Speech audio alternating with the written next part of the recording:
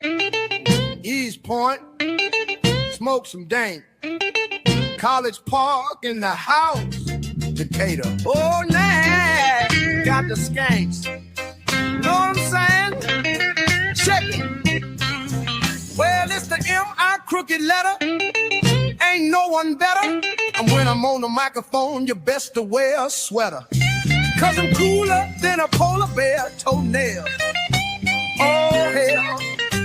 There we go again, talking shit. Bend corners like a curve, I struck a nerve. Now you about to see the Southern player serve.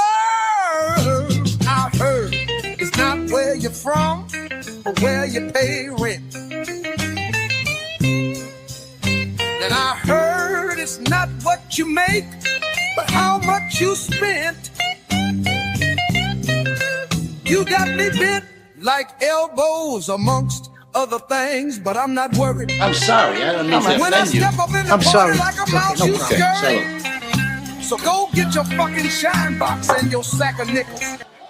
Now go home and get your fucking shine box. Motherfucking you fucking piece of Eddie Fat Sacks, B-I-G-B-O-I, is that same motherfucker that took them knuckles to your eye. And I tried to warn you not to test, but you didn't listen. Giving a shout out to my Uncle Darnell locked up in prison. Yeah. Now throw your hands in the air and wave them like you just don't care. And if you like fish and grits and all that pimp shit, everybody let me hear you say, oh, yeah, yeah.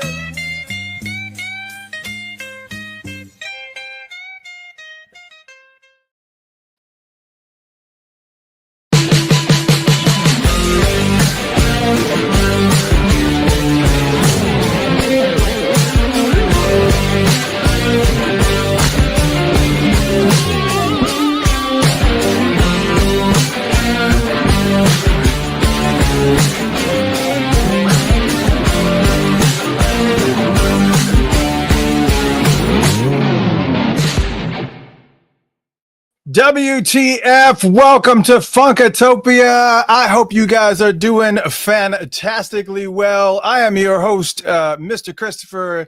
And, you know, as they always say, every deck comes with two jokers. So, ladies and gentlemen, the one, the only, Michael Bland's in the house. Yes! The streets will flow with the blood of the non-believer. What? Oh my gosh. Ladies and gentlemen, he's here. Official co-host of Funkatopia, Michael Bland. That's right. What we gonna do, man? What we gonna get into? What's hot? Oh my God. Well, for those of you who watched the little intro video there, that was a blues version of Outkast track that Big Boy did with AI. Well, that was incredible. I saw it. I said, oh my God. I didn't know what that was, man. I was tripping. I was so hype. I'm like, man, that was hot. Well, I didn't know what I was watching at first. And then when he said cooler than a polar bear's toenails, I was like, okay. I know what I had to rewind and I had to rewatch and I was like, okay. Oh, no, I didn't catch on that it was a remake. I was just trying to figure out what is this, you know? It was a remake of what's the name of the song? Cooler than a polar bear's toenail. Somebody in the chat room can help me with the name of that track. But yeah, he just took the lyrics and they changed it into a blues song, and then it's just like, oh, this is amazing. So that's an old Outkast song? That's an old Outkast song, yeah. But it's not like, doesn't sound like that at all. It's not blues. I believe it. No, it sounded like somebody stopped and screwed something together. I was like, this is crazy. And then black people in AI, incredible. I didn't know we made it that far. We overcame it. Nobody told me, man. We have arrived. Yes, we are AI just like everybody else. Oh my gosh, that's hilarious. So I want to start. Thank you guys so much for joining us again. Funkatopia Live. I am your host, Mr. Christopher. This is the official co-host, Michael Bland, in the house. It's official now, man. Yeah, it's official. Yeah. Well, what are y'all fitting to do? I'm like, we fitting to do what we've been doing, man. Supporting each other, trying to get this thing moving. The Funkatopia train is a whoop whoop. That's right. Chugga, man. You gonna tell them about it? Yeah. Oh yeah. No. Yeah. Because I want to give people, now that Michael's on board, I kind of want to give a little bit of background, but also I want to kind of give people a little bit of an idea of, some of the things that is on the horizon for Funkatopia, and just kind of, let me just say this. I want to start by, welcoming Funkatopia's new and revered co-host, Mr. Michael Bland. Man, it's an honor to have you on board in an official capacity now. And for those that don't know, Michael has been coming on the show pretty regularly, and we were just, two guys talking about music, just chilling out. But then when the videos posted, the various videos that we had, people kept commenting on how much they were loving our chemistry and the new dynamic of the show. And I just kind of just thought, well, this is really, really cool. But after about 3 shows and getting that same enthusiasm, and it just kept growing from people, Michael and I started to talk offline and decided that as long as he was enjoying himself and there weren't any scheduling conflicts with, his band duties and stuff, and that most importantly, you, the audience, was having a good time, then you would like to come on the show as an official co-host. So, ladies and gentlemen, you begged and pleaded, and here he is, Mr. Michael Bland. You asked for it, you got it, Toyota. Yes. And I honestly want to say, without any hyperbole, that it's not lost on me how much of an honor it is to have one of the best and revered drummers on the planet, Mr. Michael Bland, sitting here in an official capacity as part of the Funkatopia family. WTF, Michael, welcome to Funkatopia. I'm just trying to be down, man. That's all, man. We're here to help each other, tell truth and go on new journeys and see new vistas. This is all about just the come up, bro. It's time for you to get yours. It's time for me to get mine. Let's do it together. Yeah, I mean, I'm just like popping up all these comments, man. They are just rolling in, man. It's fantastic, and we're so glad. We are so glad that you guys are happy and that you guys are digging what we're doing for sure. But before we start the show, I want to take a few minutes really to kind of just share some of the vision that I have for Funkatopia since I started it back in 2005. A lot of people don't know this, but this is 2025 is legitly the 20th year that I've been doing this. Now, in the first part of it, well, I did say this. It grew beyond my original vision, which was simply to have a blog and a show that kind of talked about new music and new artists and just kind of just write out ramblings and whatnot on a variety of funk related topics. But then I started getting invited to a lot of funk music festivals to cover events. And then eventually, this is where things got interesting, is around 2010, Prince started using Funkatopia to review and interview various artists. Like, they would just show up. So it wasn't like, where previously there was like nothing, all of a sudden Andy Allo's coming in. Andy Allo came on the show and did a radio takeover. She took over the Funked Up radio broadcast and she did an hour show where she talked about all these songs that inspired her. And it was cool because we had a whole dialogue and we were talking about the albums and stuff. But Liv Warfield, Lisa Fiorillo, Shelby J, he sent me Larry Graham's new album to review it. And then Prince started actively tweeting and posting links about Funkatopia, and the audience kept growing, and as expected, started really kind of pushing me to include a lot more Prince. And it's Prince, so you do it. I mean, I've been to many of his concerts, starting with the 1999 tour, and the last 2 concerts were, I feel blessed enough that I was at those final 2 concerts here in Atlanta. I got to meet him. I got to tell him to his face how much his music meant to me. I got to stand next to him and sing while he played piano, and basically had some amazing Purple experiences for sure. And then on April 14th, 2016, I mean, I thought it was just going to be a day just like any other, but we had the 2 amazing shows in Atlanta. It was just, and I've talked about that, nonstop. I mean, how phenomenal and just enveloping that those shows were.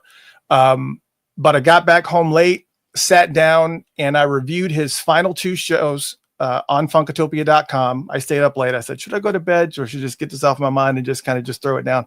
So I did. I sat down and I just threw it all down. Yeah. And then the very next day, Prince posted it on his Twitter account. And he put audio perfection and then put the link to the reviews for the final 2 shows. So then, of course, people kept flooding to the site, and it just kept on coming and kept on coming. Didn't really think too much about it. I mean, obviously that was exciting that happened, but then that same day, Prince gets on the plane to go back home, and we hear about that emergency landing in Moline, Illinois. He's got the flu or whatever they wrote it off as. And the next day he did the dance party on the 16th and makes a brief appearance to tell people, what did he say? Something like, save your prayers or whatever it was. Yeah. Something about don't worry about me. Save your prayers. Right. Yeah. And then less than a week later, he would be gone. Well, yeah. And then I unfortunately, because people were coming, I had to post about that too. And so Prince fans around the world were looking for answers, just like I was, praying that it wasn't true.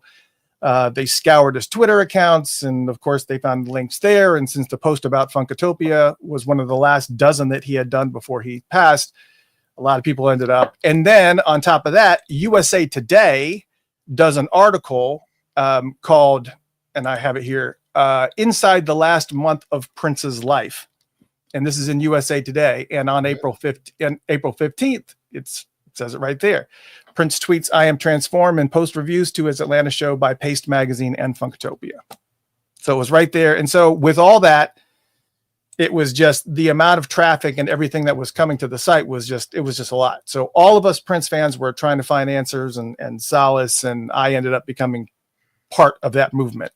And many people that are here right now found Funkatopia as a result of all that activity back then. And they tell me how much Funkatopia meant to them for their therapy and that they came here for healing. And I mean, but the reality is that little do you guys know that it was you that was healing me. And that's why, but I wanted to give that background story because to kind of explain a little bit of why Funkatopia is as purple as it is right now. But Michael coming on board, was kind of a step in a little bit different of a direction, because while we're still always going to revere Prince and we're always going to talk about Prince, and that's just the reality of it. That's just never going to change. We do want to cover a lot more. There's a lot more in store. I mean, the ultimate goal is to fully support musicians, especially in funk and neo soul and acid jazz and stuff like that in any way that we can. Help people discover the new music from both not only established, but also up and coming artists, signed, unsigned, it really doesn't matter. Through these shows, do some reviews of concerts and events that hopefully, we get invited to, so we can actually do some coverage for people out there, new albums, live music events, and ultimately it'd be great to be able to establish an actual label to help get music out that we want to hear with contracts that are artist friendly. And, not to mention, this is actually a brand new shirt that I actually just created. So Fashion Ideas, it's a full blown brand. Funkatopia is going to become a full blown brand. And Michael, the things that we talked about on the phone, I won't share any specifics here because it was a private conversation. And I don't know what should or shouldn't be shared, but setting up a ground zero for musicians to get what they deserve for the work that they do. And we really want to be at the core of that and just be a place where musicians can come for not only promotion, but also for information, to discover new music, and to just, it is going to be a brand and a whole universe. It's a resource. Yeah, man. Absolutely. So that's what's coming. And I told everyone last year, I said, I'm going to be unrelenting this year. Welcome to Relentless. Yes. Same here. I started telling people in November, 2025 is my year. I'm getting what I came for, man. Time out for all the funny business. It's it's time to move. It's time to move. Yes, sir. And that shirt is hot. Somebody asked about how do we get a t-shirt? How do they get the shirt, Chris? I Actually, this was actually a sampling that I was trying. This is the longer Funkatopia. You guys have been used to seeing the round logo with the afro and the pick on top and the vinyl on the bottom and the Funkatopia in the middle. You've seen that logo, but this is a little bit different of a logo. It does incorporate, some of that, but I'm going to be putting it out in the store probably in the next week or so. I will let you guys know, but wanted to kind of showcase to you because it's cool. It's different. We want to do a bunch of different things. And this is like a little bit different of a placement than it would be like in the middle of a shirt or like even like in a normal typical spot. We want to do stuff that stands out, that grabs your attention. So that's kind of, we'll let you know. No, it's hot. Yeah. All right. But man, again, I can't say enough. Thank you so much for joining the family, man. And we're going to do some really, really big things. And hopefully we're going to make a huge difference to some people's lives. That's what we want to do. Clearly people are paying attention, man. So, I mean, let's give them something, let's give them nutrition. Let's give them something to talk about. What's his name? What's the dude's name? Will Ferrell. Yeah, live. I can't do this. I can't. Step Brothers. Me and Dave Perner watched Step Brothers probably about 25 times together on the tour bus. Man, that's awesome. Yeah, there's some movies I can't ever stop watching. There's some stupid ass movies that every time it comes on, I get sucked in and I sit and watch the whole thing, and I'm just like, God bless. Well, give me a couple of those. What's the movie where it's a typical Cinderella story, but it's with what's her name? The normal Cinderella, the evil stepmother one. Oh, like it's not Wicked. It's no, not Wicked. I'm trying to Drew Barrymore. It's Drew Barrymore, and she's in this movie, and I can't remember what it's called, but it's a Cinderella story, and she's a.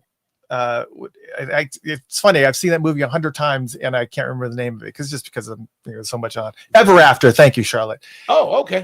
So that every time that comes on, I just sit and I watch it. Pulp Fiction is another one. I'm just like, I got you on that. Man. Yeah, and the Goodfellas in the middle of that AI black video you played. Man. I was like, wow. I wonder how they got clearance for that.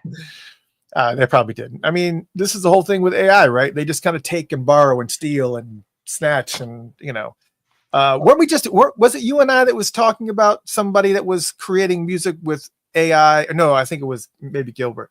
We were talking about, he knew somebody that said they were going to be creating music with AI, but they were going to train it enough so that he, let AI do all the writing for you. It's like, it's taking from other people. It doesn't matter what you train it to do. Yeah. It goes out and it gets it from somebody else's creation in order to compile it and create. That's now. So it doesn't make any sense. But I agree. Yeah, it doesn't make any sense. What are you gonna do? Oh yeah, Superbad. Audrey, thank you. Yeah, Superbad is one that As soon as they come on where they're dancing with the silhouettes and the Bar-Kays are playing, I'm like, I'm all in, man. Oh man, yeah, any movies that are set in that 70s era with that hazel tint to it, it's kind of just got that disco feel. Oh yeah, that would include Boogie Nights too, and that movie still exactly. That movie creeps me out, man, but I can't turn away. It's too much. Yeah, it's I finally got to watch that new movie called Honora, which is about a stripper that it's kind of like I don't know. It's okay, but there's like a lot of sex scenes in it, of course. But then they try to do it like that type of movie where they want to make it funny and they want to string a story along. But it's like you spent the first 45 minutes just doing sex stuff, and now you're just going to switch it up to a comedy. But I guess it did well. It's okay. Well, hey, I guess it did well. It won awards. I'll give a plug out to Netflix just because it freaked me out. I watched Adolescence last night. My wife fell asleep during the first episode. What's that about? It's a new short series on Netflix.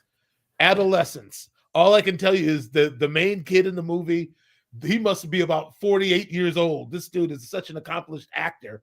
And he's really probably about like 13, 15 maybe at the most. But this kid that this show is centered around, man, he's scary, dude. I'll have to check it out. Yeah, Adolescence. It's on Netflix, and I don't normally plug Netflix because they don't do nothing for me. Yeah, understood.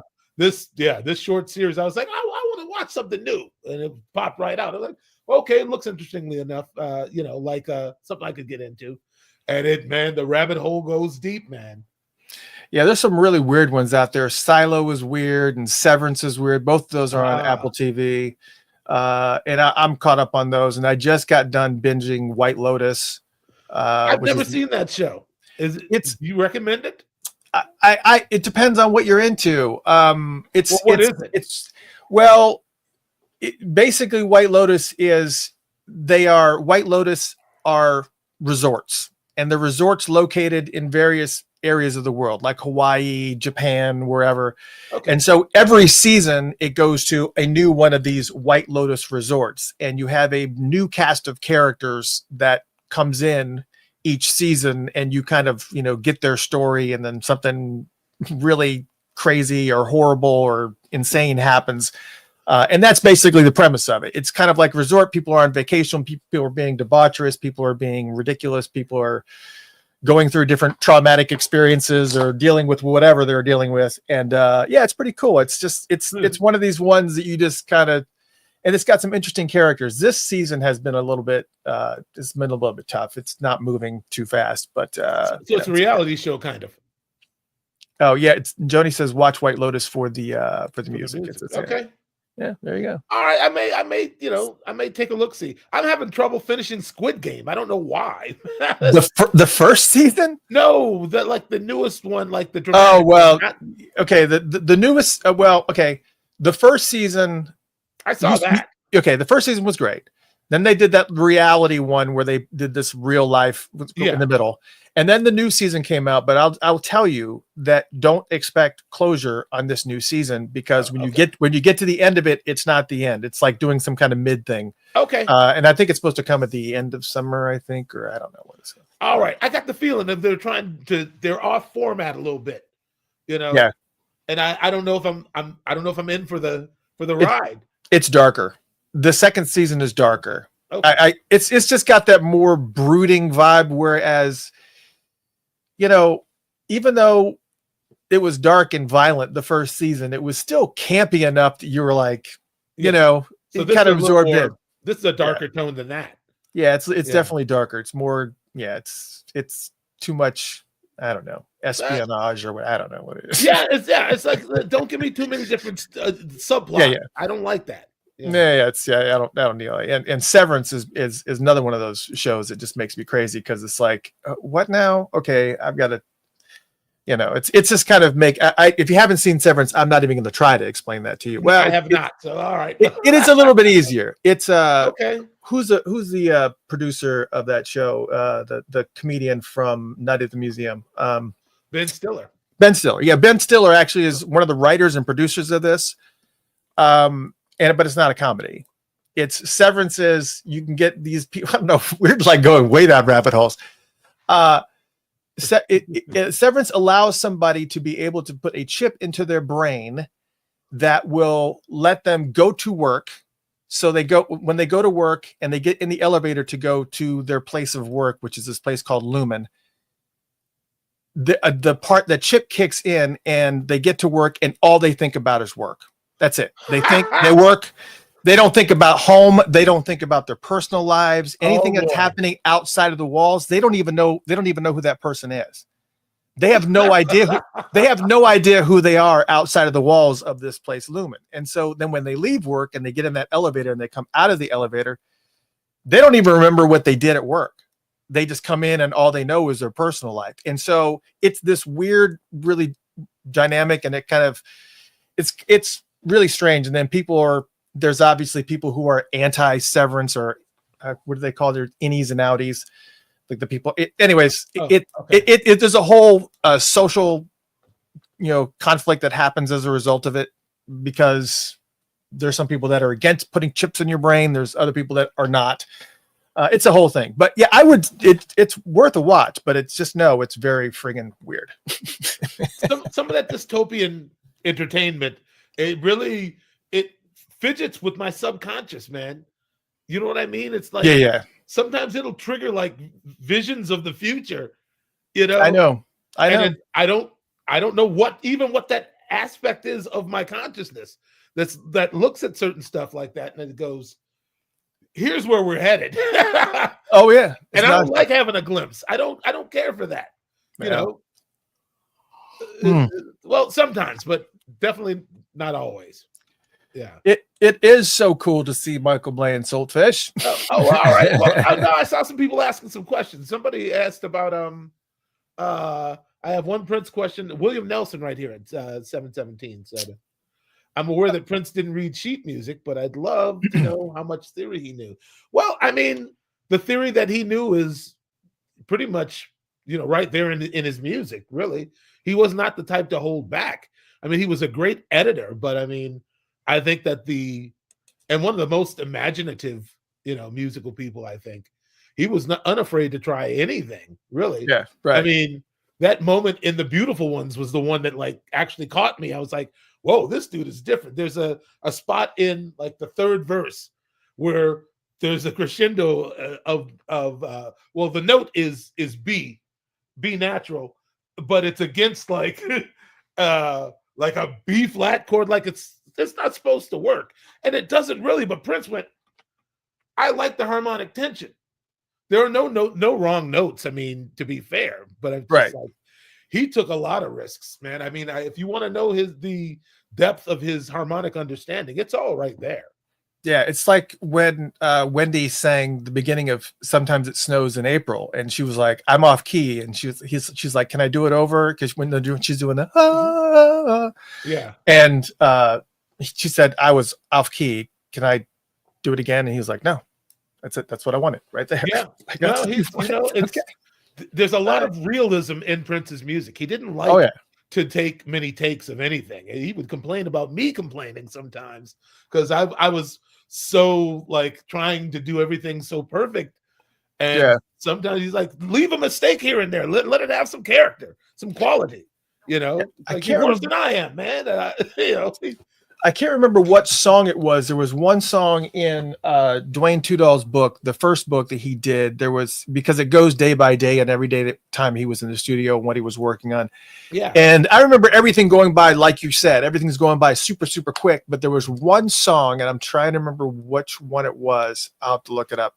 There's one song that went through like a good portion of the book and was like, man, he's spending a lot of time on this particular song. And it wasn't like one of his biggest songs. It was really unusual, but he was really trying to get that one right, whatever it was.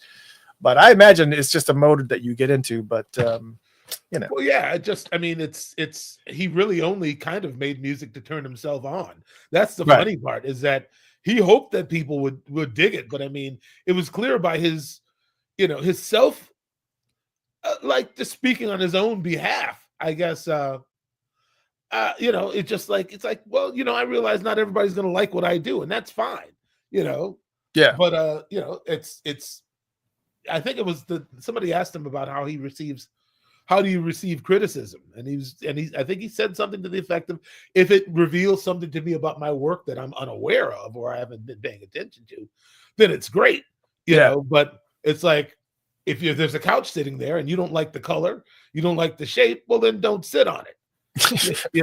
Right. It's like criticism is not necessary. You just gravitate towards what you like and stay away from what you don't. He knew he wasn't everybody's cup of tea, but what he did, but he was.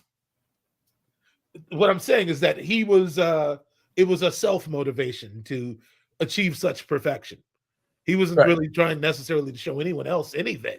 He was trying to show himself, like what's possible, Exactly. Yeah. And I can see that's also a curse as well. So because it's just, absolutely.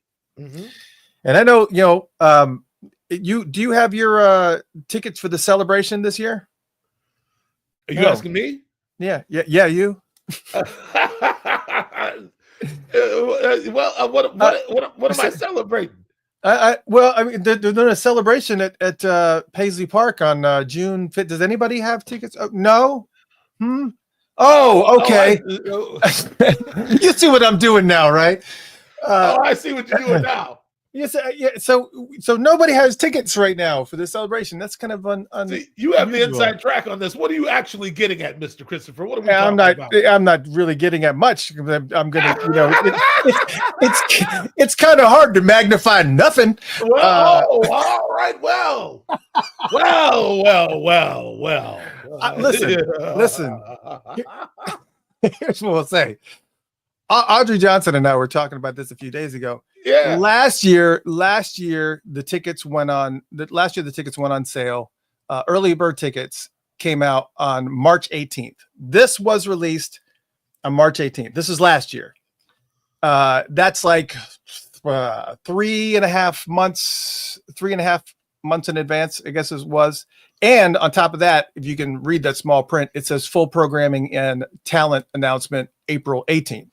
So it was even going to be another month before you even knew who was playing or who you were buying tickets for. Okay. Whatever they were, $1,300 for VIP, and I think it was $800 for general admission. But you're talking about parties and 3 days of events that were filled with different things and experiences and whatnot. So I get it, but still a lot. But here's the other thing too.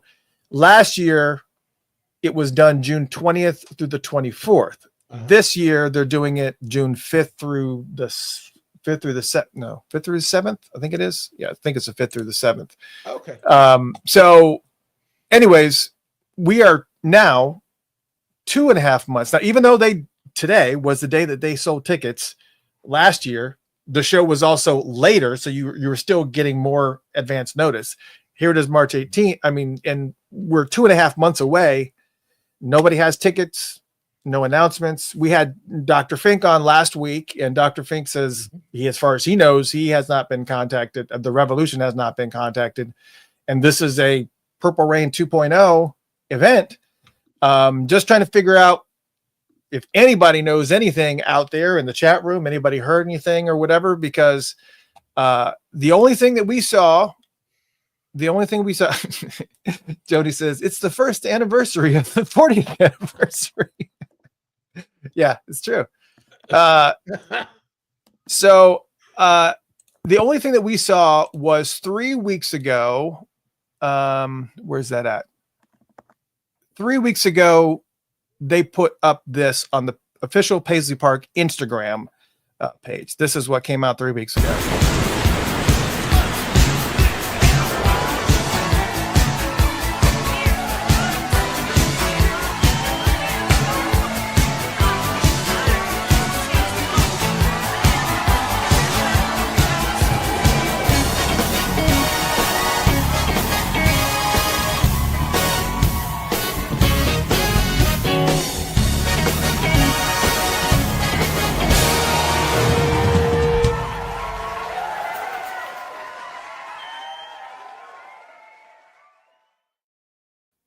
So it's a little bit exciting.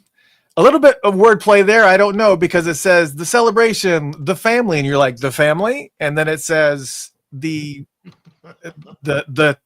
whatever it says. So they're not talking about they're talking about the family. They're talking about us, the family, all of us as family. They weren't talking about the band. But I am curious. What do you think? This keeps coming up, but people keep asking me. And I was like, I don't know. What do you think their plan is for even what can happen with the Purple Rain 2.0? And on top of that, what's going on with this ticket stuff? I mean, we're I don't know. we're 2.5 months away from when this event is supposed to start, and it's just really kind of been nothing. And I know they've gotten they got the rights back from that Netflix scenario, so now they got music rights back. So maybe they were waiting for that to put some stuff together. I don't know what's happening, man. I don't know. I thought you had the inside track with the. I will be the last. They will make sure that I am the last person they know. They're probably going down the list. No, Funkatopia, take them out. Well, y'all got beef? Is there beef? No, I don't know. I don't know. All right. It does feel like redhead to stepchild stuff, though. I will tell you that. They don't like some of the things you've been saying over here. Well, I mean, it's just, what did Lizzo say? What did Lizzo say? Truth hurts. Is that what the name of the thing? Oh, right. Truth hurts. I just, All right. Well, Yeah. I mean, it's funny how people sometimes they expect loyalty from you, and they're not offering anything. Right. Exactly. So, That's the point. that's what it is? Okay. Well, all right. That's the biggest thing. That's probably the biggest crux that I have, is just that, I have nothing. I've got a lot of positive things to say about a lot of scenarios, as far as, the amount of music that we've just been able to get, because we've had this discussion before that when you look at the music and stuff that's been released posthumously for an artist like Michael Jackson, and you look at the volume of music that we have already gotten from the estate in a shorter period of time, it's like 5x what Jackson fans have gotten. Yeah. So, I mean, there's a lot of music, and I know that it's going to be coming, and now that this whole situation, but that's not what we're talking about. We're talking about the celebration, and with the celebration, I kind of feel like they keep on doing this thing with the Purple Rain 2.0. And I know that I've heard them say before, just like, well, the reason why we do that is because, that's what people want to see. And people, but what I think they keep missing is that the people that are paying $800 for general admission, or $1,500 or whatever it is for VIP, are not lapsadaisical Purple Rain 2.0 fans. That's not who's coming to this. Mm-hmm. I'm a huge fan of, I mean, I don't know.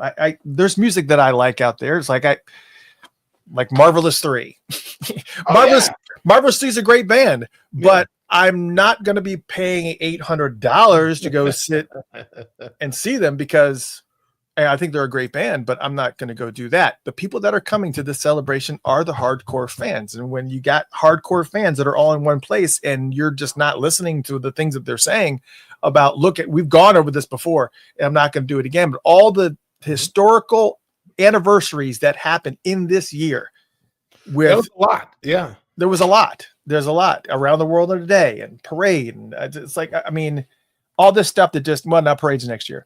But around the world in a day, and Exodus, and there's so much stuff. There's so much. I think that, I think if I was to show empathy in any way, shape, or form, that's a lot of material to give focus to. They might just not really understand what side of the bread is really buttered for them. That's what it seems like to me. It's like you can go for the for the obvious, but the real fans, the real people who are willing to pay money to come all this way, they want some rarities. Yeah, they want to hear Camille in its entirety.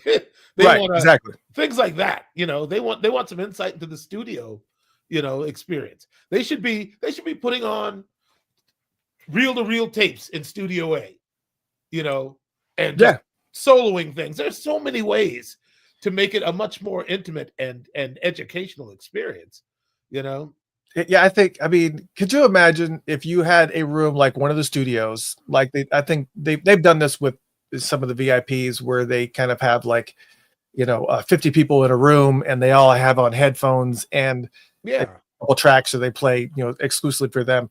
But could you imagine having a setup where you could have, 100 people at a time sitting and listening to Camille in its original intended track listing, or The Flesh, or any of these albums that everybody knows the songs, but to hear his original vision for that, what that was supposed to be, things like that, and Dream Factory,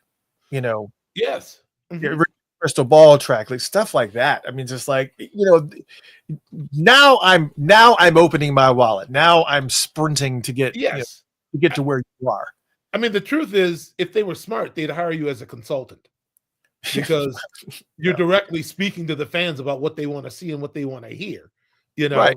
And it's one thing to follow some model that worked for Elvis or whoever, but Prince is not Elvis. I mean, Elvis needed all the help in the world in the studio. Prince could walk in and come out with a hit record. by himself. You know, Right. there's something to Exactly. be said for that. You know, and it's just I think that if they're really as concerned as I've seen. I'm sorry, I don't mean to be darting all over the place. It's a lot of No, kinetic energy built up in my brain about this. But I know. you know, I hear certain people talking about now. It's like they asked like one of the Timberwolves or somebody about, well, so then Prince, who's Prince? They didn't know who Prince was or something, like, you know, some 20-year-old player or somebody.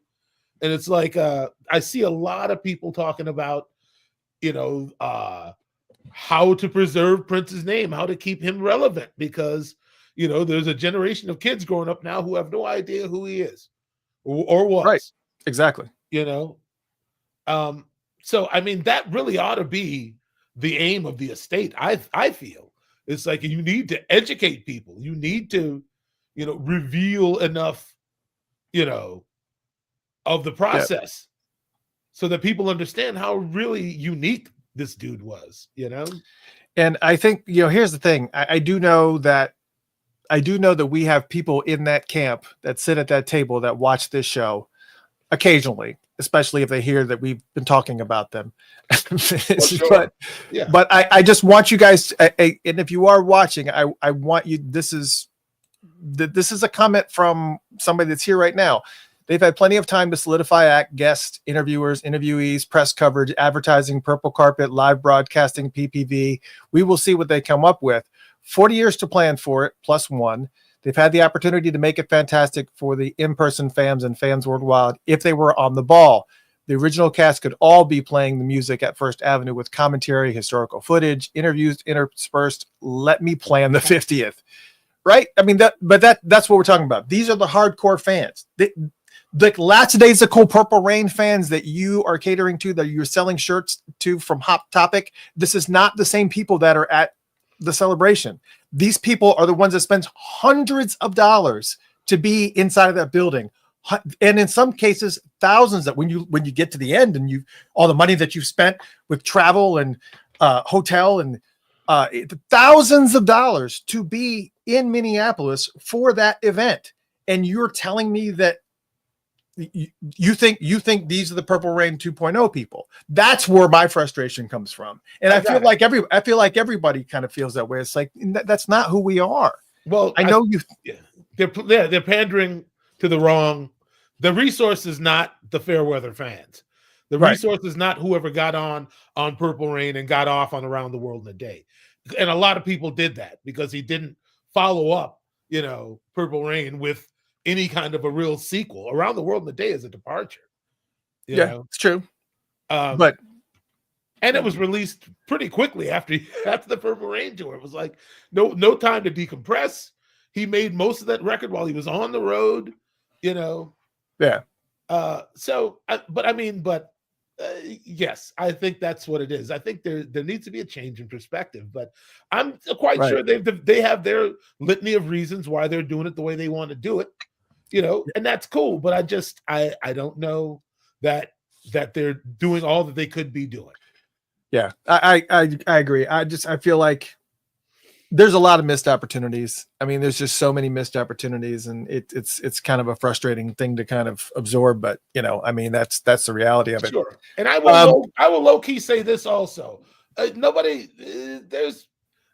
Unfortunately, there's a lot of acrimony and between different people, you know, in the camp.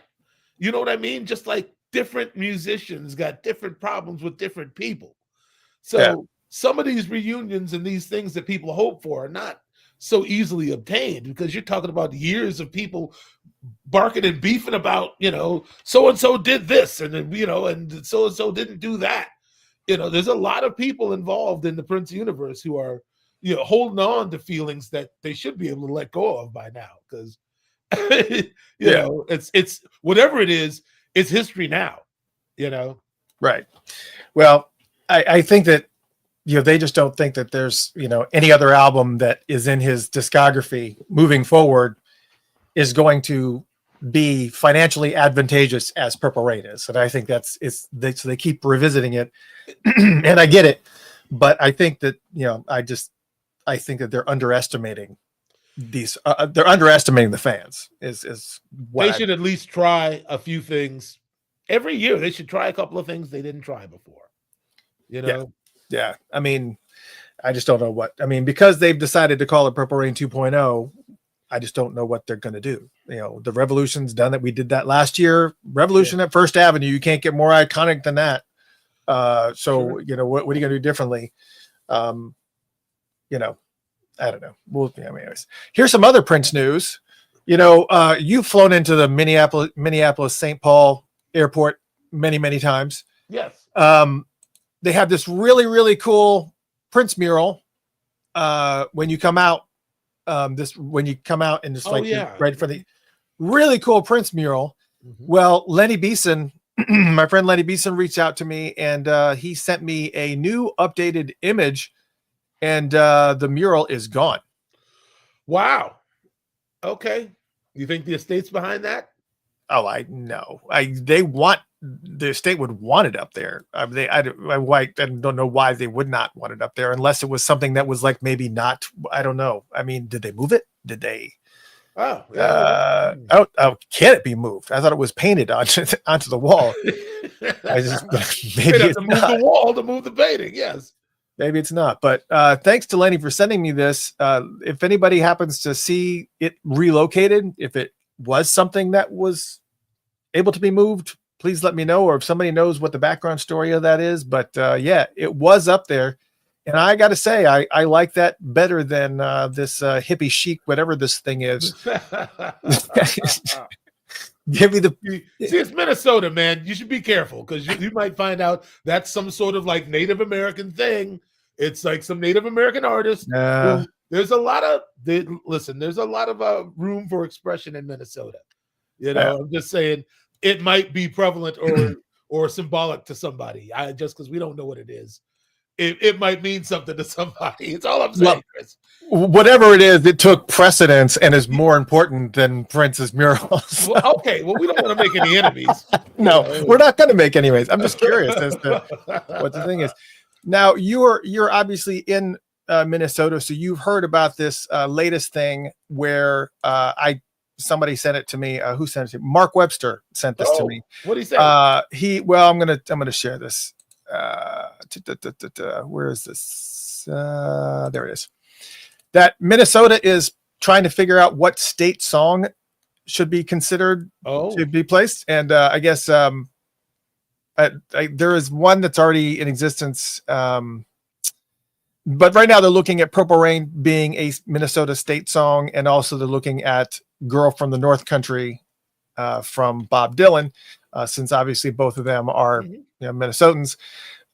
What is the one that is called? Anyways, the Senate is they're looking at a variety of different songs. Those two are obviously in the top, but there is one. Let's see here. So here's some other songs that they are considering. Obviously, "Girl from North Country." I honestly, if you played that on the radio, I don't know that I would even know what that is. Do you know that? Are you familiar with that song? I am not. I know several Bob Dylan songs, but that's not one of the ones that I know. And maybe if I heard it, I'd be like, "Oh, that one." You might. It may be one of those songs, but yeah, I just got done watching A Complete Unknown, which was fantabulous, by the way. Yeah, actually, I heard a lot of good things. Yeah, it was really good. He did a good job. Timothy Chalamet did a really good job. Anyways, also another Bob Dylan song, "Highway 61 Revisited." Highway 61 goes like all across the country, though, right? So yeah, that's what he says. Station says Highway 61 goes all the way across the country, so it's not really specific to Minnesota. Love is the law. Yeah. Suburbs. Yes. I love it, but it's I don't know if it's what it's really definitive of. I mean, it's a great number. They mentioned something. I guess it's something about the Minnesota suburbs, I guess is what it refers to. Okay. Let's see. Purple Rain by Prince. We already know that one. Say Shh by Atmosphere. I don't know that I don't know that one. Okay. Maybe I did. And some of these songs I probably hear and I'll be like, oh, I know these songs. Skyway by The Replacements. Skyway actually is a good one. I mean, yeah, actually, I'm not I actually I'm very fond of that song. I've always liked it. Sometimes it snows in April. Yeah, you want everybody crying every time, Right. Right, exactly. That song still just wrecks me, man. Oh yeah, it's tough. It's a tough one. Especially the oh no, not that. It was Nothing Compares to You. Nothing Compares to You. They did that on the Japanese release of that song, Nothing Compares to You. They did a string version where it's Prince singing it and it actually has strings behind it, and it's like it's called the cinematic mix or whatever. Mm-hmm. That's that one's a tough listen too, because it's the strings, obviously all the violins and everything. It just kind of makes it. You talking about like the full Claire Fisher? I don't know who's behind the strings. All it right. may be him, or it may have her that did the original, but yeah, or it may be Brent's newest one. I don't. Brent is Claire's son. Oh yeah, because he does all those too. Anyways, Truth Hurts by Lizzo. All these ads make me crazy because they make the page bounce around. Truth Hurt. Never mind. It's just there's 10 songs and it's like, you know what, Star Tribune, you got to cut back on the ads. It makes the experience like really annoying. But listen, you know what? To be fair, and I don't mean to be so democratic. I know. But the press, like the newspaper business is fledgling right now. They got to do whatever they can to stay afloat, man. Yeah. Yeah. Nobody's reading the newspaper. Yeah. There's so much going on that do you see that one news piece where the girl hit the other girl with the baton running track? No. There's some high school it was a high school track meet, and one of the girls was behind, so she took the baton and was like, and literally she like slammed this girl on the back of the head like twice. Wow. And then she'd like hit the ground, and then she said she didn't do it. I thought that I had the video downloaded, but I guess I didn't. But I mean, obviously you can probably find them anywhere. But anyways, she's like freaking out, saying, because she got a bunch of negativity, and she's like freaking out because everybody's just like, that's ridiculous.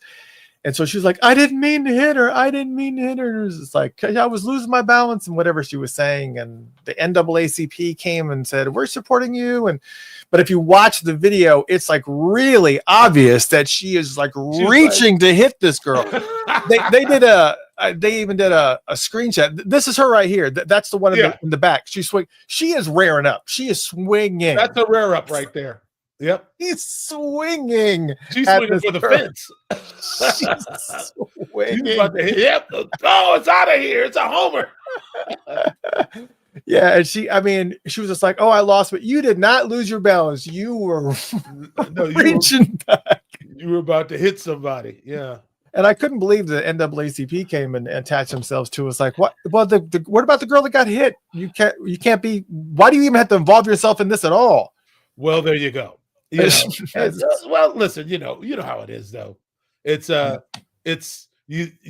to tell the proportion of an event until once it's out there and amongst the masses, it's going to take on its own shape. And you know how it is these days. People can't wait to be offended. People can't wait to get out there and defend. It's not a matter of right or wrong. A lot of the time, it's just optics. Yeah, it just doesn't make any sense. Not at all. Yeah. And of course, the other thing in the news is people are obviously upset with Trump. And I'd say, of course, why they mad at Donald, man? What could he have possibly done? But it's not even that. It's not even that. Well, what's happening now, man? What's happening now? It's like I really don't care. None of this stuff affects me at all, dude. It's like every single president that has been in and has done craziness and has done. You rarely feel the effects of it. Occasionally, you'll see like the needle move on like how much something costs or whatever. But I mean, it's anyways. I just kind of let them do their thing. Yeah. But what's happening now is that they're upset with Elon Musk. And so now the new thing is that these people are going out and they are setting fires to Tesla dealerships. They're going and isn't that it's just like, what does this have to do with anything other than, of course, this is what do you think that these vehicles are not insured? Only it makes no sense. But people are going in, they're sending all these, and they're doing all. People will be driving their Teslas and will just park it, and then people were going up and keying Teslas and keying cars and smashing windows, and it is ridiculous, dude. It's completely ridiculous. I don't know Unreal. what goes through people's minds sometimes, man. It's I don't. How is this constructive? I mean, whoa. Yeah, it's just not. I'm still trying to start all these questions that people have. Oh, okay. Let's go ahead and let's get to a some of couple. that. Let's get a couple of these off the. Is it Powell? Maybe it's Powell. Pawel says, did Prince give any Christmas presents to his team, band members, or anybody from Paisley Park? To my knowledge, Prince didn't really celebrate holidays or birthdays. You know, even before he was a Jehovah's Witness, he was not too keen on these types of events. So, I mean, he never gave me anything for Christmas. That's all I can really say. But, you know, my relationship was different with him than a lot of other people's. People who may have been closer to him, you know. But yeah, I mean, I'd heard that too. Every single time that I do Princemas on the radio station, we do this thing on Funked Up. For those who don't know, we have an app called Funked Up. It is a 24/7 funk radio station, and really? It is and it's ASCAP licensed too. So it's not just me playing music. I actually pay for the rights so when music gets played, they get paid. And it's supported by the Patreon supporters at patreon.com/Funkatopia. Oh, right. But once a year, I do this event called Princemas, where I play all of Prince's music in chronological order. Actually, Princemas is different. That's Princegiving. Princegiving is all of his music in chronological order. Princemas happens during Christmas, and it's full live concerts. Oh yeah, man. Of Prince. Right. But every single time that I announce Princemas, people go, Prince didn't celebrate Christmas. I can't believe you're doing. Why you're attaching his name to something he didn't even believe in, and you talk about it's a sham. And it was like, come on, it's like ruining. It's like ruining holidays for kids because adults want to, you know.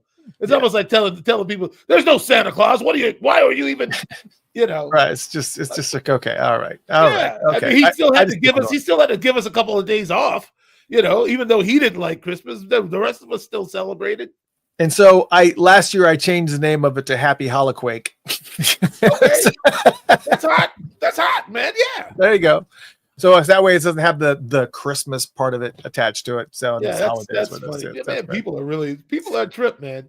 Can we address Sidnick Productions at 7:50 p.m.? Something Interesting question for Michael. Did Prince ever freeze frame your mistakes of your live performances to critique what you did good or wrong? Well, I mean, I don't know if he ever freeze framed me, but I think it's pretty much common knowledge that for the first couple of weeks of any tour, we'd get back to the hotel and we'd be summoned to Prince's suite, you know, within 1 or 2 hours of us getting back to take notes for the show.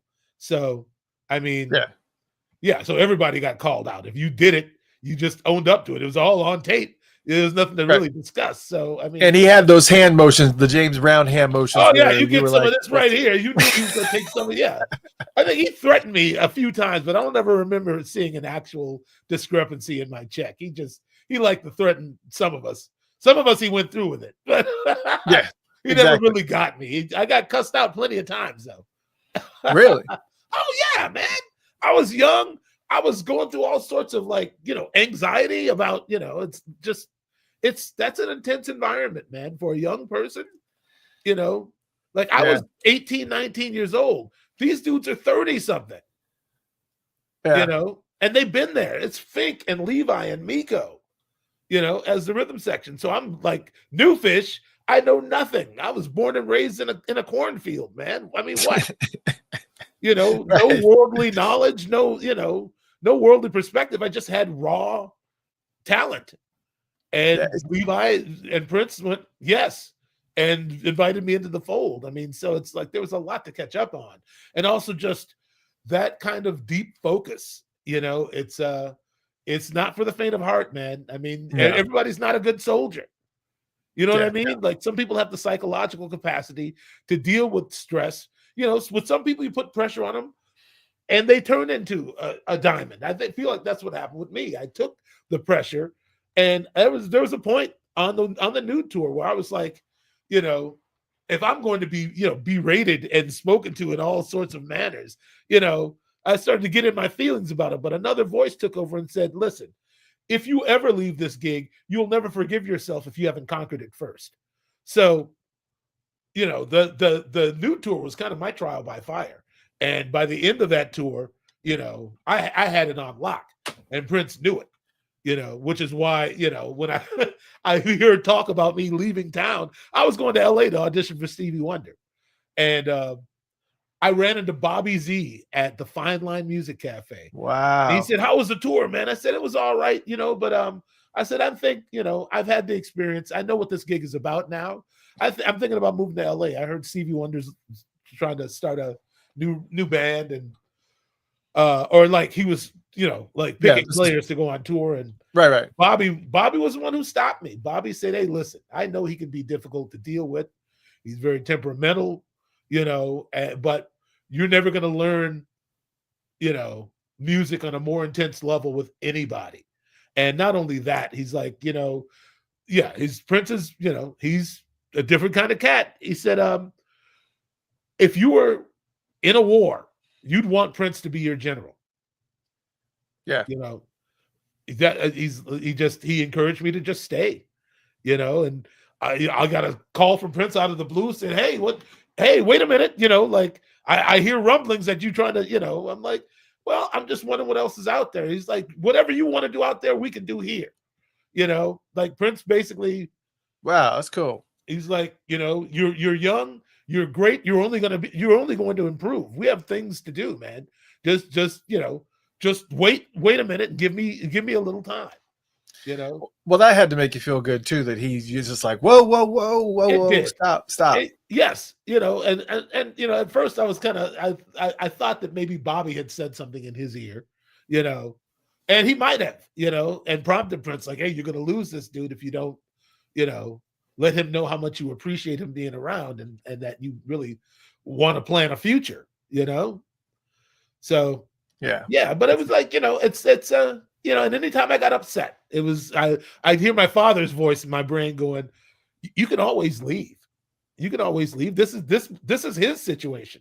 If you can always go. And you know, and out of you know, partly probably out of the fact of being a big fish in a small pond, and you know, not having to relocate and start my life over somewhere else. You know, those were all, you know, real reasons why I stuck around. You know, but also I learned more about music. I learned more about myself. So it was the right thing to do. I mean, but I paid for it. You know, I mean, it had an effect on my mentals. You know, absolutely. Everybody's brain. You know, it's impossible to be immersed in such an intense environment and not come out changed. You know. Yeah. Oh, absolutely. So there was somebody that said, and I lost it. I thought I'd started, but I guess it shifted. I started the wrong thing. Somebody said, did you ever get into an argument, like an actual, like back and forth argument with Prince on anything? Me? Yeah, you.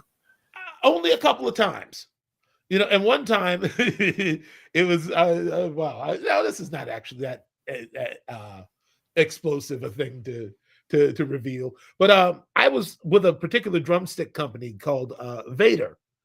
Mm-hmm. And they were kind of new at the time, and I was I didn't have an endorsement, but they did give me a rate, like a special rate if we ordered like a gross of sticks, like 100 pair. You know, they would give us a fair amount off. And you know, something happened in accounting. Somebody just like didn't pay. And they were like, you know, like, screw you, pal. We don't give our, you know, sticks to anybody for free. And so I ended up having to use for a little while until I found another company to work with. I was using Zildjian's drumsticks, and they were made for somebody who's quite a bit more, you know, a light hand. Jazz. Yeah, jazz kind of. And I'm in the middle of Endorphin Machine, and the stick cracks in half. Like, I'm holding one end of it and the other half is gone. And I have to quick presto changeo. And I see Prince, he heard the shit and he turned around, gave me he ice grilled me real quick. Like I heard that. Like, I was back there messing up. And the truth is, I'm using these flimsy sticks because your accounting department couldn't pay on time for the. So he wasn't, it was at the Emporium in London. And he comes walking up. It was funny because I was there. My ex-wife had flown over. We were still married at the time. Let me clarify that. I got that. It was like 95. And I walk in, we're supposed to play an after show, and Prince starts laughing. I heard you mess up, man. And I said, and I explained to him, I said, no, the stick broke in half, man. And then you're making excuses. I'm like, okay, all right, man. Well, whatever. You call it what you want then, all right? And he kind of, because I didn't come out like that. I was very respectful of the fact that this was about Prince. It was not about me, man. But don't go calling something that it's not. It was not a matter of professionalism. It was a matter of, other, So I was like, oh yeah, okay, man. What, I just kind of, gave him the high hand, and he was looking like, he was looking to see if my barometer was going up. and it was, but luckily, but if he'd have kept poking, you'd have probably he saw me come alive a little bit, and I didn't do that to him because I liked him. I liked him, and most of what he said, within an environment was useful. It was not, if you can get past your feelings, you can learn a lot about the world. Your feelings keep you kind of insular, and they control what you can actually absorb. You know what I mean? Feelings are not facts. Facts are facts. So, I mean, I think very early on, I was like, I'm not leaving like some punk over something Prince said to me. It's going to have to be over something I did, because I can take constructive criticism, and I'm trying to get better. So when he was right, he was right. And when he was wrong, he was wrong. And depending on the circumstances, I'd either say something or not.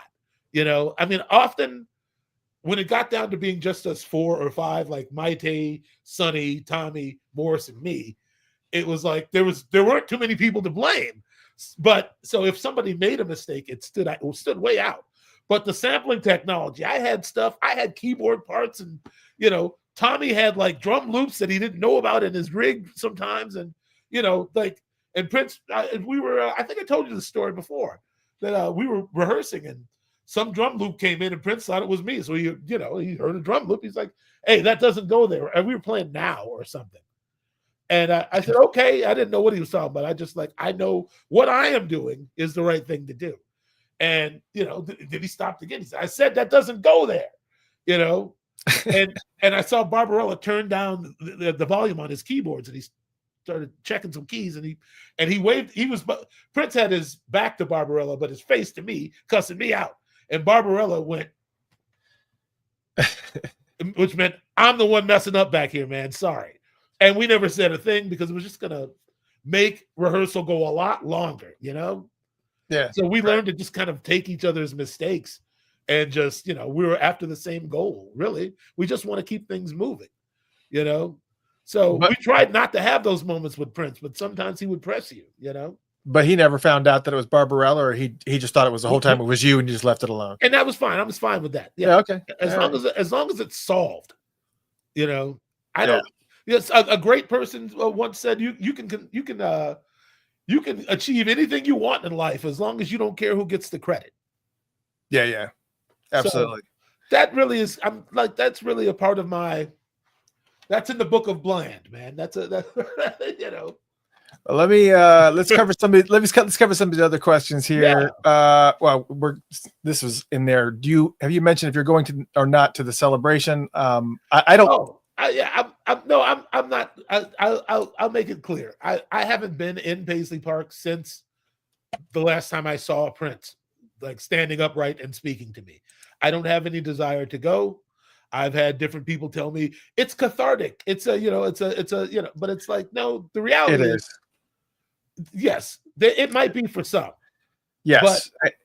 But I'm not entering an environment being a complete stranger and herded into a corner where I had carte blanche once many years ago. You know, like why would I want that? Yeah. Why would I want to be treated as a guest when I lived in that building for years?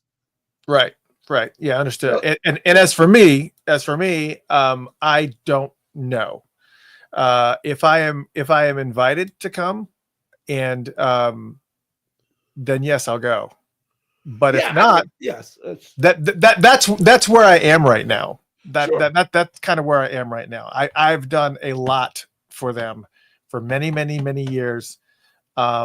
And I kind of feel like this is imbalanced. this relationship is imbalanced. Well, okay. I mean, yeah. For me, because it's just I'm the amount of promotion and stuff and help that I do, kind of filling in the holes and filling in the gaps and giving people information every year. Yes. With background information, where to stay, where to go, where the best place to, this. And if you're going to be going here, here's the best place to park, to go to Paisley Park. And you can do this and you can doing all this stuff and nothing. For me, I probably not this year, but here, I will tell you, we'll see. But I will tell you that I will be in Minneapolis. I will be there because there's other events that are going on. I'm going to the Purple Playground event with Audrey Johnson and their crew. I'll be doing that. Heidi Vader and those guys. Yeah. Yep. I'll be doing that. So there's some things that DJ Dudley D is doing an event there. So I'll obviously be that. Wherever Linka Paris is, I'll be there for that. Well, yeah. So yeah. Yeah. So there's plenty of things to do in Minneapolis, and I want to hang with my people, but I just don't know if, I'm just kind of we have to, that's part of Funkatopia's growth, is just like, I can't continually give energy to something that's not giving energy back. You eventually go, okay, that's not working. Yes. I got it. Let's move on. Yeah. Hey, listen, it's Purple Genealogy, Audrey. I'm sorry. I said Purple Playground, but because I just literally read something that somebody sent me from Purple Playground. That's why I said that. I'm sorry. Purple Genealogy. Yes. PG. Yeah. So I saw something. I thought somebody said something, but maybe I was only. I've got a couple more here for you. Did you still believe that most of the things in the vault are just different versions of songs that we've already heard? Not just. I know for a fact there are some things that just, weren't. There's a lot of things that weren't finished. There's a lot of music that I played on that just, I know it's there and I haven't seen it come out. I mean, I was there for the recording. The night that we recorded guitar for what's the name of the record? You know which one I'm talking about. This is the next one after Musicology, the one he gave out in the newspaper in London. World. Earth. Is it Planet Earth? Planet Earth. Yeah. That same session, we cut probably 11 songs, man. Like, Prince liked recording with me and Sonny because we had a sort of shorthand way of communicating in the studio. It just built up over the years. So if he needed something quick, and plus, we live right here, so. Right. I live 13 minutes up the road, more or less. So, when we all got, reacquainted and bygones were bygones, we had a very productive time with Prince. And it felt better because we were not under any sort of heavy obligation. It was just really like, hey, it was a simple business situation. We went, we did what he wanted. We got great results, Yeah. It's open and shut pretty much, and we just could all hang out as colleagues and have mature conversation, no mind games, none of that. You know what I mean? It's it was quite a bit of a different feeling, a different sort of camaraderie. It's like everybody could let their defenses down and just be people, Right. So, exactly. Yeah. And I think that's you got to have that wherever you go. And and that goes just to talking about the celebration again. It's like, you just got to be with your people. Yeah, sure. I mean, that's what it's really about is common cause, vibrating together. Michael B, do you remember the 1995 Gold After Show in Brussels? The band was on fire and Prince made you stop and stand up during Get Wild. It may be one of the best shows you guys played, in my opinion. Yeah, I remember that show. It was fire, but it took all day. We were at that park reserve like all day, man. And fans were just coming in. And we didn't know what we were going to play. All of our electronics were like locked in some truck on its way to somewhere in Germany or something. So we had it was like backline equipment, and we just went for it, man. That show was just all the way out. That was just good vibes and high energy. That's it. Yeah, I remember that show. So explain to me, because I've never been to Brussels and I don't know much about the venue that this was played at. You said it took place where? It was like a park reserve. There was a huge building on a park reserve, on a piece of land with a lot of nature, with a lot of trees and whatnot. Okay. It was kind of hidden, but it was a gigantic space and concrete everywhere. It was a Sunday, and I don't think we had another show until Tuesday. And Prince wanted to play, so they booked the show. We drove the tour buses in. We got backline equipment, and we just kind of went up and just went ape. You said it was all day. We were there all day. Okay. It was just kind of, so I just talked to fans all day, kind of hung out, but the show was very explosive. I don't know why we were so in it. It just, sometimes the spirit will move and it's just like everything would go to another level. Yeah, it's also best when you're kind of loose and it's just, you kind of, it's just like, it's like whatever happens type of thing. Let's just have a good time type of. Yeah. We had a gig like that at I think it was called the Rex Club or somewhere like that in Paris. It was like, it was just an after show, but something happened, man. I don't know. That's awesome. There were a few very legendary, in my mind, very legendary gigs like that. It didn't happen all the time. With Rosie, it happened a lot. But really? Yeah. Oh, I mean, it's just because of her or because of just that specific era? It had nothing to do with the era. It had to do with the fact that it's like that woman is walking with angels all around her. When she walks in, she steps on stage. It's I mean, how do you explain energy? How do you explain, Yeah, I know. Quantum entanglement, I guess, is the best way you can put it. But you know how it is. It's chemistry. You put the right people together, certain combinations unlock, Yeah, exactly. Kind of like you and me on Funkatopia Live. Yeah. yes. Indie face. Yes, I agree with. Yes. Very good point. Yes. Good timing. Lisa, are there more songs from the Undertaker session? No, there are not. That wasn't even a compilation. That was just a jam session. I mean, realistically, we did record for quite a few days during that Christmas vacation as a trio, but some of those songs came out, like Dark started out as just a trio, and then Prince went, I wonder what happened if I had horns and organ and that's cool. You know what I mean? That's it's cool. like, so certain songs, they got up. Papa was another one. It was just me and Sonny and Prince, during that little window where everybody else was on vacation, Yeah, well, there. And the makings of Endorphin Machine kind of started in that process. Also, other stuff like What's My Name, and that music is all out there. It's just not under the Undertaker heading per se.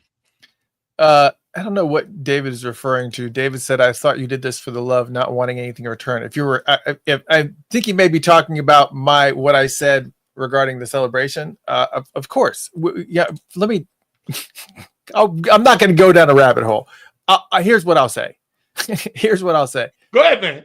Absolutely, 100%. I do this for the love of what I do. I love doing Funkatopia. I love hanging out with everybody. I love Prince. I love all things music. Music is my life. However, on the same note, when you bring a lot of benefits to people as a result of your hard work, You're really hard work. The shit that I do here is not for the faint of heart. The stuff that I do here takes a lot of work. It takes hours and hours of my time. Even when I'm promoting something like the past celebrations, when I'm going through the process of promoting it, I'm putting things together. I'm putting maps together. I have a whole entire website that I built to help support it at princecelebration.com. If you go to celebrationtrip.com, I set up an entire website so that when you go to Minneapolis, you actually have a map that has all of the independent, all the Prince sites that you can go see when you're in Minneapolis area and St. Paul and whatnot. Yeah, I've seen it. And it also has the schedule for everything else that's going on in Minneapolis outside the celebration. I do a lot, but when they get a huge benefit from it, and you're not even acknowledged. It has nothing to do with my lack of love for Prince and Paisley Park and all things purple. However, there comes a time where you kind of feel like I'm being taken advantage of. Oh yeah, that's where that feeling comes from. Yeah, absolutely. So, and I can completely relate to what you're saying because it's a part of this thing, because you want to see things grow and thrive, right? But, sometimes we take a bigger interest in other people's situations than they take themselves. Right? Yeah. And as a musician, also as a producer. I mean, I'm not known for it, but I do produce records. What I've learning with new artists is that you can't take on more, you can't imbue more of the responsibility and the intensity of the situation than the person you're dealing with. It's not, you can't, you're essentially hobbling them. If they don't have it in them, if the drive is not there already, if there's no like reciprocated energy, it's a dead thing. You know what I mean? Right. It's like, exactly. There's such a thing as being generous, and there's such a thing as being taken advantage of, and you got to have discernment about what's going on. You know, we're still going to talk. I'm still going to talk about the celebration. They just be very. You just don't need to give them your money if you don't feel like it. That's kind of where we're at right now. Yeah, if it's going to be about the money, and it's not going to be about forming relationships. I mean, that's what it really is. That's what you're here to do, is form relationships. That's right. That's right. And that takes a little giving and taking from both sides. Yeah. You can't just take like the morgue all day and then complain when you don't get what you want, when you're offering zero. Right. And that's a good point, because it is a relationship. It is a relationship. It's free publicity. It is a relationship. And when you don't have, when you feel like, if you value that relationship, or you feel like there is some value in having that relationship, then maybe put a little bit into it. Well, sure. Well, that's what I'm saying. Right, like, why should this relationship? Why should this relationship be looked at as any different than any other relationship? You either feed your relationship with love and consideration, or it dies. And it doesn't matter if it's not two entities, giving. It's not beneficial. Yeah, it's just not really. Yeah, it's just somebody getting over on somebody else. And I'm not calling it. I'm just saying that's what it is when that happens. If you've decided you've given enough of yourself for free, I've done that. I've recorded with artists for nominal fees, just cats who are unknown trying to get their up and coming, going, and I'll let them, exploit my name when they start promoting their single and so on and so forth. I'll let them do it. But I'm like, okay, well, all right. Well, then, good luck to you, get on with it, but at this point, there's nothing more that I can do for you that you can't do for yourself. Right. Exactly. It's sort of, I don't know if I'm explaining myself. No, you are. I understand. But in that same situation, you go, okay, I've done what I can do. Yeah. Love is love. That ain't got nothing to do with right and wrong. Love. Yeah. It's not about love. It's about what's right and what's wrong. And if you feel comfortable, let me continue to invest in your situation, and you give up the ghost, you don't try to meet me somewhere, then I see this relationship is, okay, it's it's what do they call it? It's limited. It's limited, and that's okay. That's how you see what people really are about. You let them do what they want, so you know what it is they actually want to be doing. And so I mean, I don't think it's anything to really argue or fight for. It's just a simple fact that they're not reciprocating that energy. So, man, this like the questions are coming in. I'm gonna be. All right, well, let's get to them because yeah, it's kind of go. But before we do this, first off, I want to have before we read some more questions, I want to do a little bit of a palate cleanser because this is really unusual. All right. I happen to be the original plan for tonight's show was to kind of talk about some bands and whatnot of from the past, 80s, 90s, wherever, and just kind of get some thoughts on a variety of different albums. And I happen to be, as I was just kind of just looking around and thinking, what bands can we talk about? I happened to stumble upon this video of Jaco Pastorius doing. He's doing this. I don't know how to explain it. He's doing John Coltrane song Naima on bass guitar. So this is a little bit of a 38-second. I'm so nice. There's a couple minutes, but let's just enjoy this just for a second because there's a point to this. Watch this for a second.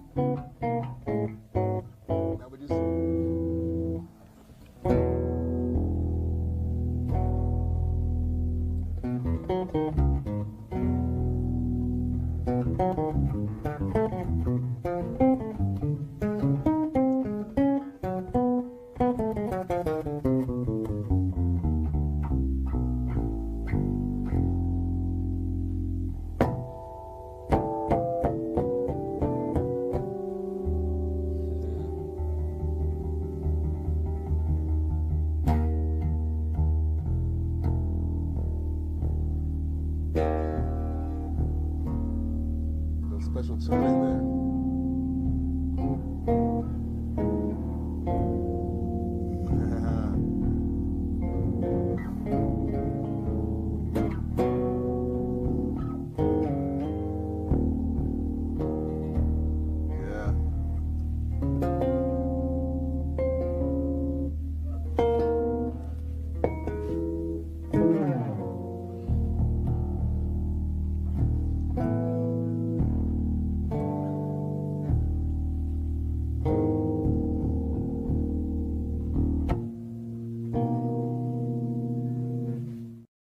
Just wanted to give you a little taste of Jaco. He had me mesmerized, man. And I actually cut that because that was actually a 3-minute long video, but I started watching this and okay, of Prince's obsession with Joni Mitchell. Yeah. And it's something that I never I've tried to listen, off and on, and I kind of catch these little pieces and whatnot, and like, Big Yellow Taxi and things like that. And I'm just like, there's got to be something I'm missing because I keep on like trying to get into it and I keep on trying. I was like, am I missing something? What am I missing? What am I missing? And that luckily, I get you feel the same way. Well, no. Well, there's a point to this because I want to help somebody out. I want to take I want to take you guys on a little bit of a journey here because it's not long. But Jaco used to play in a band called The Weather Report. That's right. And he wasn't the original. Because The Weather Report existed before he. It was Miroslav, the Russian bass player, Miroslav Vitus. Yes, it was bad, man. Yeah. And he always Jaco famously introduced himself as, "I'm John Francis Pastorius III. I'm the greatest bass player in the world." Yeah. So the point of that palate cleanser was to talk about Joni Mitchell. As I said, Prince was obsessed with her, and I couldn't understand what the obsession was about. I guess I was picking the wrong songs. It's like to the untrained ear, essentially. I think if you're music and you're really into theory and you're really into kind of, you hear all these different things. But when I saw that Jaco Pastorius clip, And I discovered that he played with Joni Mitchell on a few of the albums. And there was actually an interview that I saw of Joni talking about Jacko and that, you know, how he brought that vibe to her music. And I mean, I instantly, and when I there was an album called Don Juan's Reckless Daughter, I think. Reckless Daughter. And also Hejira. Yes. And I started listening. So I am here to admit my mistake because apparently I've been listening to the wrong songs. And I'm going to name a few songs by Joni Mitchell that for people that have always wanted to understand kind of why Prince was as into Joni Mitchell as he was, you really have to, it's kind of like, I imagine this is kind of entertaining for like Joni Mitchell fans, because as Prince fans, it's always kind of fun to watch somebody, you know, discover Ballad of Dorothy Parker or Xenophobia or All My Dreams. You know, it's kind of like, oh my God, this is guy unraveling about Joni Mitchell. Yeah. I want to play a little clip of this song called Talk to Me off of that Don Juan album.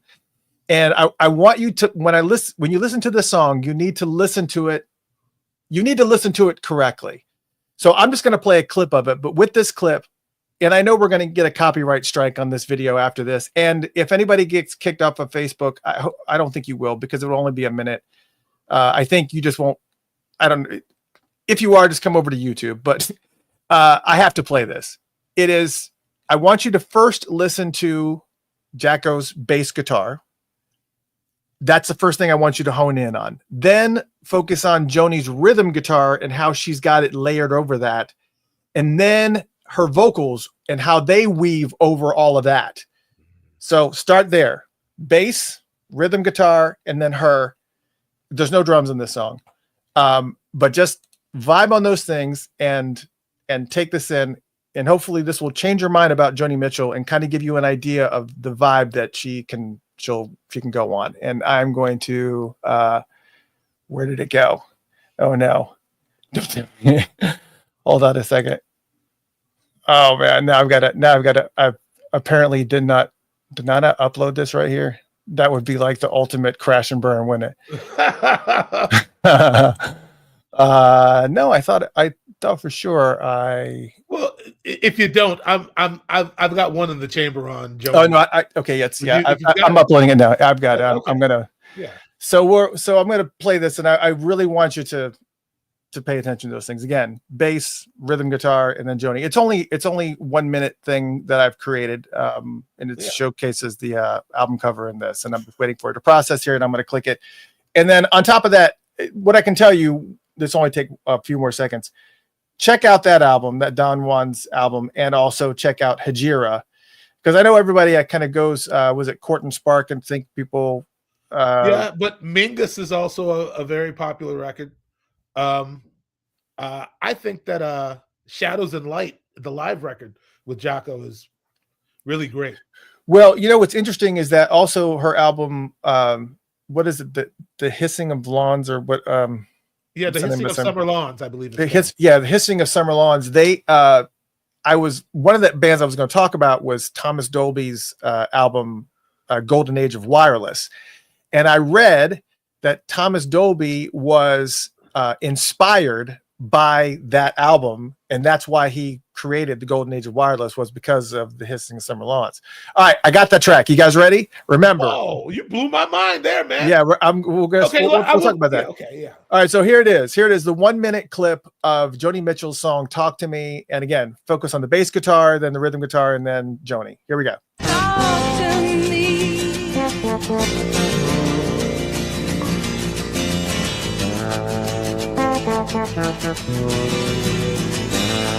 Is your silence that's golden? Are you comfortable in it? Is it the key to your freedom, or is it the bars on the prison? Are you gagged by your ribbons? Are you really exclusive or just miserly? You spend every sentence as if it was marked currency. Come and spend some on me. Shut me up and talk to me. I'm always talking. chicken squawk. Please talk to me.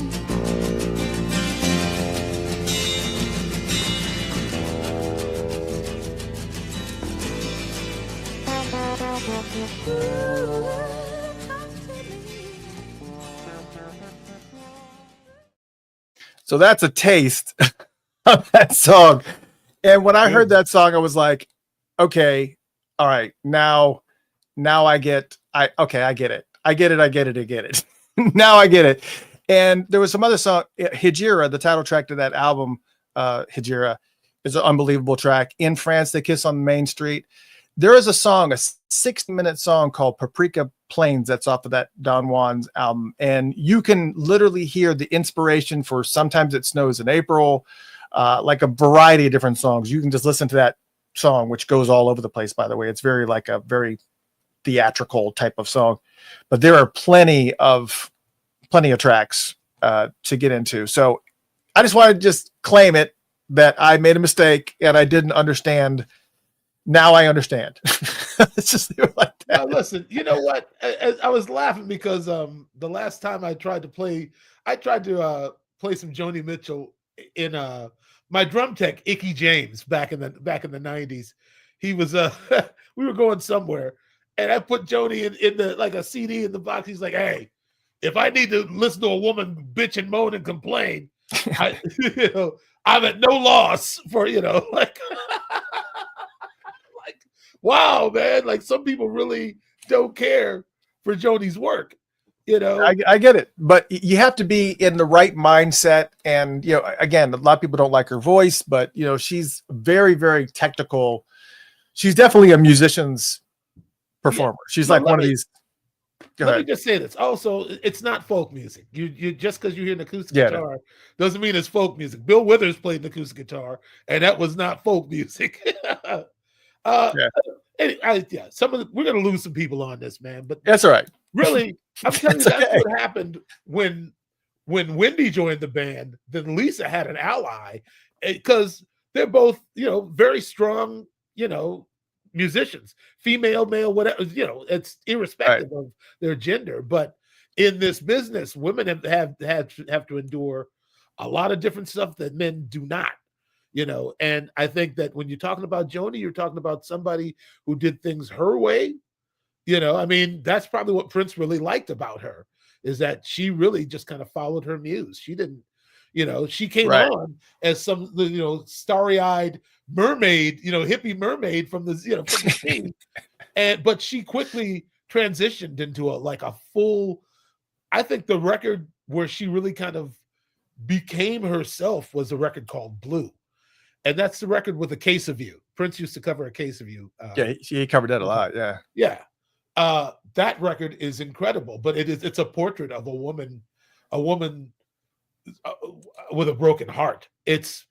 That music is, I guess you just have to listen to it from the right place, but also she did a lot of,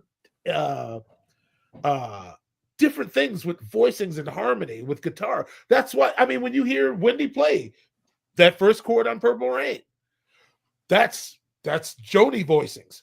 It's harmonic extension. It's like, I've never spent enough time around Wendy to know how big her hands actually were, but that is a stretch. That first chord, a lot of people mess that chord up. They don't really understand what she's doing. She got that. That's from Joni. That's the common ground that Wendy and Lisa and Prince shared. That deeper dive into what's harmonically possible, more than just major or minor. It's like, man, you start. That's right. They really bonded in their love for Joni's music. Joni was an innovator. She didn't take any crap from anybody. She did it. There's a lot of reasons to celebrate her. I love her. Shaka Khan said, "Oh, Joni, yeah, that's my bitch." Shaka Khan said, "Oh, Joni Mitchell, oh, that's my bitch." I think she said that about Karen Carpenter too, but only Shaka could say that. Yeah. Well, and as you said, Thomas Dolby said that he was inspired by the hissing of summer lawns, and also that song that I played, "Talk to Me." I don't know if you knew this or not. but this also is very important. That song came out in 1977. So you're not listening to a song that was like came out in the 80s where, you know, you had your Tracy Chapmans and things like that. You're not, this is in the 70s. This was like in that realm where kind of music like that was very, very unusual. Yeah.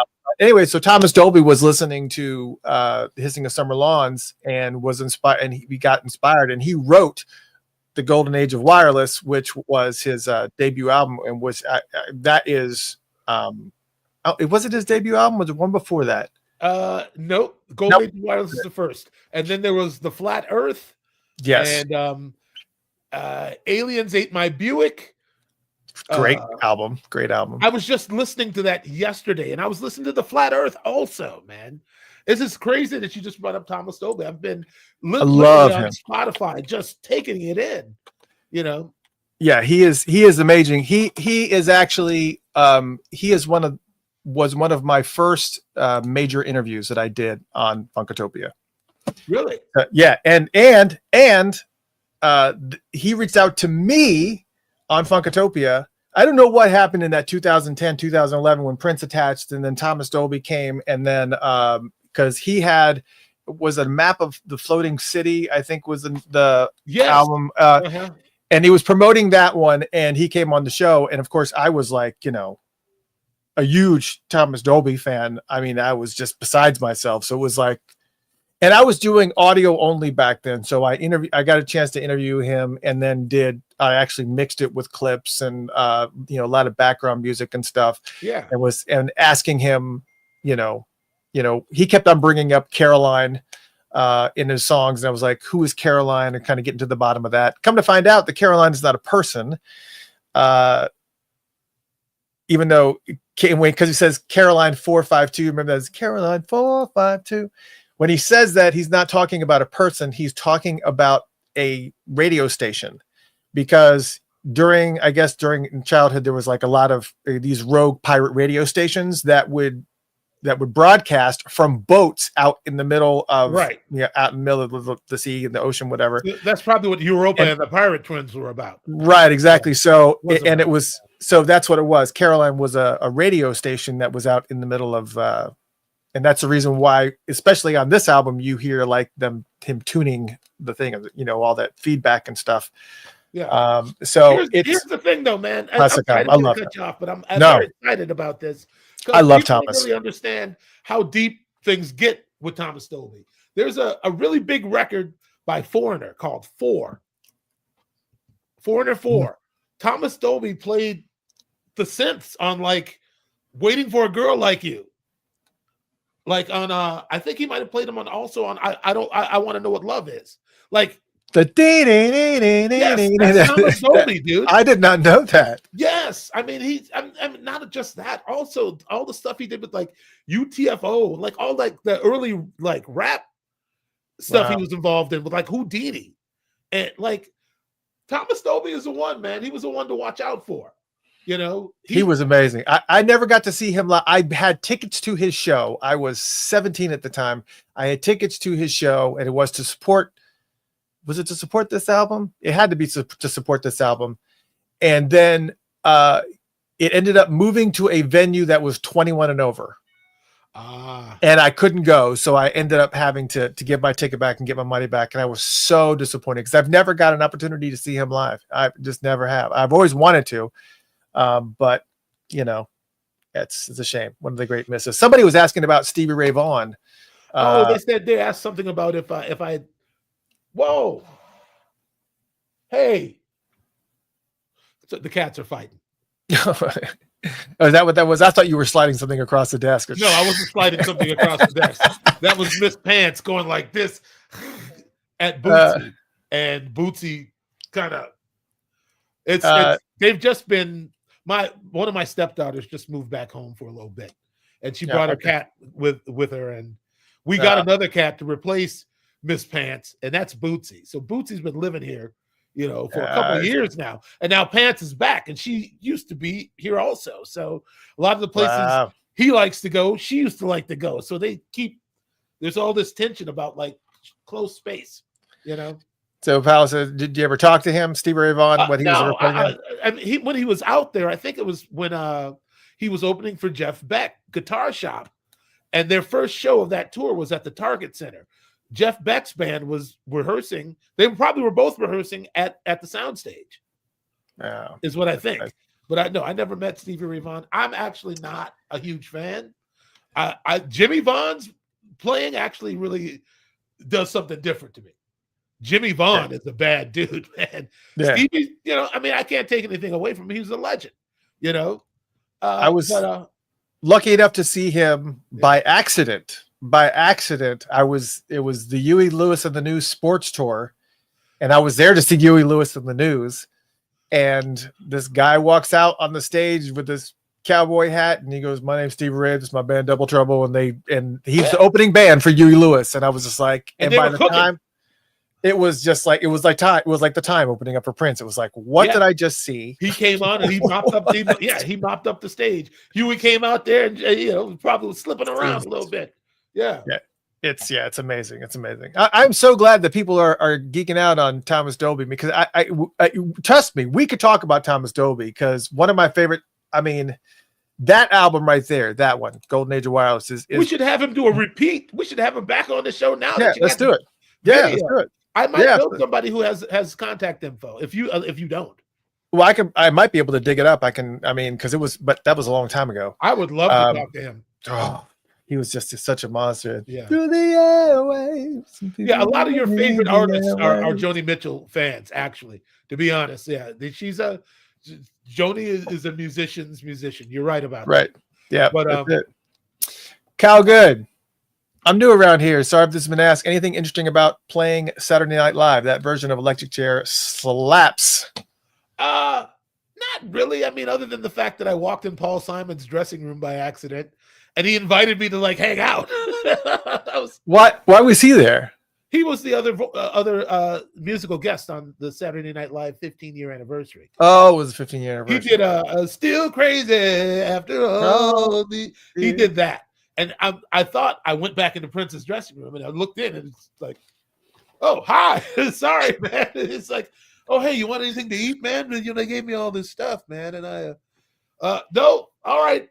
Nice to meet you, Mr. Simon. Man, that's amazing. Oh my gosh. Oh my gosh.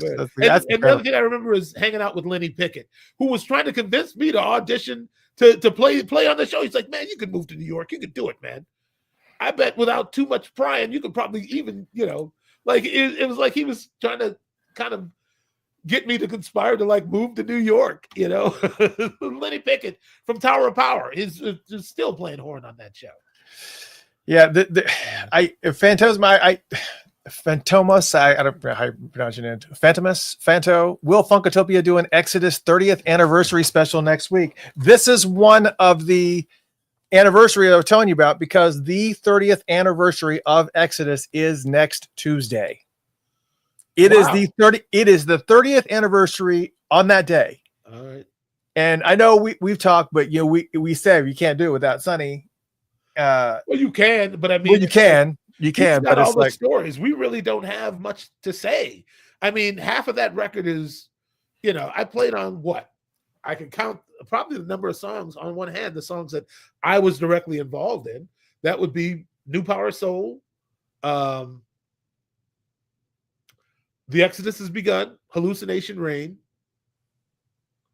That might be it for the ones that had live drums on them. The rest of it was Prince and Sonny, really. And I mean, maybe Barbarella and Morris may have done some overdubs here and there, but I'm at a disadvantage when talking about that record because I wasn't there for a lot of it, and also I'm the drummer. So it's like, I got to be finished first before everything else, Well, maybe we might be able to talk Sonny into it because it's the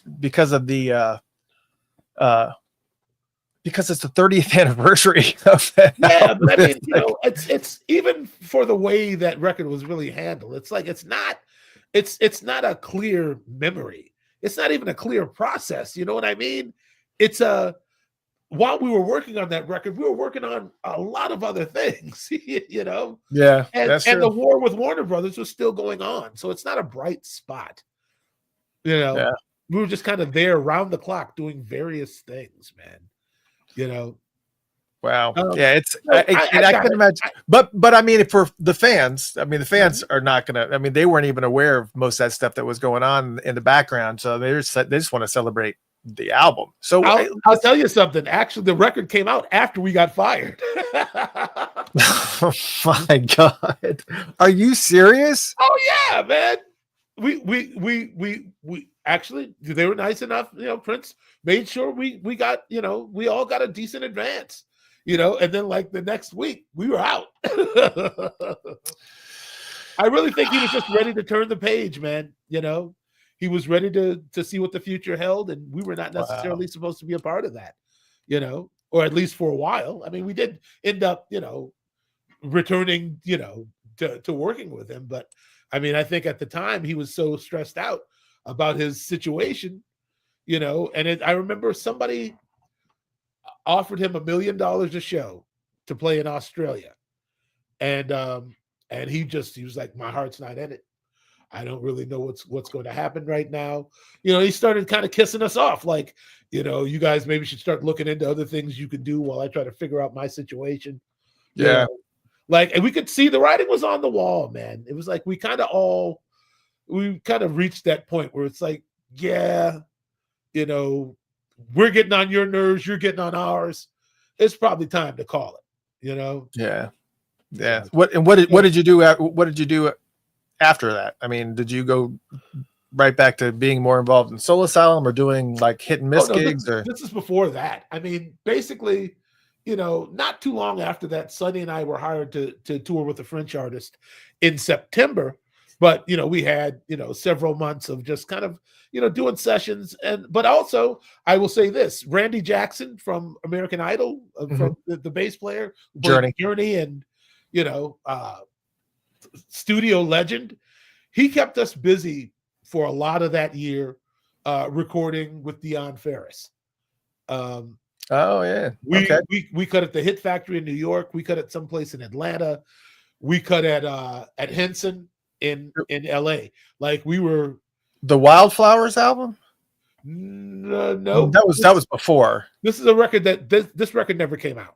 Oh, okay, that's a shame. Yeah, it was the one where it was kind of like she just kind of I don't know. The whole process sort of imploded. She was complaining a little bit during some of the sessions, like she was not Columbia or Sony, whichever one it was they were not. She was unhappy, and I think Randy was trying to just, you know, really do something that she could sink her teeth into and that the record label would be satisfied with, and it just ended up getting shelved.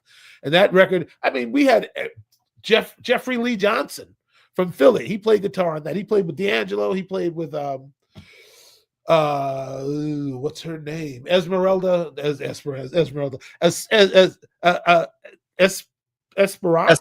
Esperanza Spalding. Yes. Yeah. Yeah. I mean, Jeff, genius guitar player. He played on Phrenology on the Roots record. And that's a crazy album. They didn't pay him. He never got his money. There's some crazy song there's one song on that album called Water, which is the most ridiculous song. It like goes into this because the whole album is about phrenology, which is the study of the brain and different effects on whatever. And they do this one song where they're like messing with all the wavelengths and stuff, and just kind of, it's like a whole thing. It's like it deviates from a song into this sound effects, and it's like 1983 from Jimi Hendrix's Electric Lady. Oh, sure, It's like it goes like, oh, we're going somewhere. Here we go. Yeah, that's all right. Yeah, no, hey, listen, experimentation is it's great. necessary. I mean, explore, man. But I mean, what were we actually talking about a second ago? I'm sorry. We were talking about Exodus, but it's all. Yeah, I mean, it's big to the fans, but the fact that it kind of came out and we kind of went our separate ways. It's like there's not a lot. I mean, we were already playing that music. Like, you know, there's that footage of the White Room show where Prince is dressed as Tora Tora, and we're doing Get Wild, and we're doing Count the Days. And there's also an unreleased clip from that same show of us playing Big Fun with Angelo from Fishbone. playing a Jew's harp, and he had like a paper mache mask on. And I don't know why Prince was like, "Come on, man!" And he just got on stage with a and we're playing Big Fun. You know, that's got Angela written. I showed you that picture of me and Angela. Yeah, I saw that. Yes. Maybe we should address some of these other things that are. I saw a couple things I wanted to say something about. Sure. Let me just. Yeah, we need to celebrate Exodus. Yes. Okay. All right. Yeah, I'm not opposed. I'm just saying it's the reality of the situation is a little complicated, I guess. Yeah. It's fine.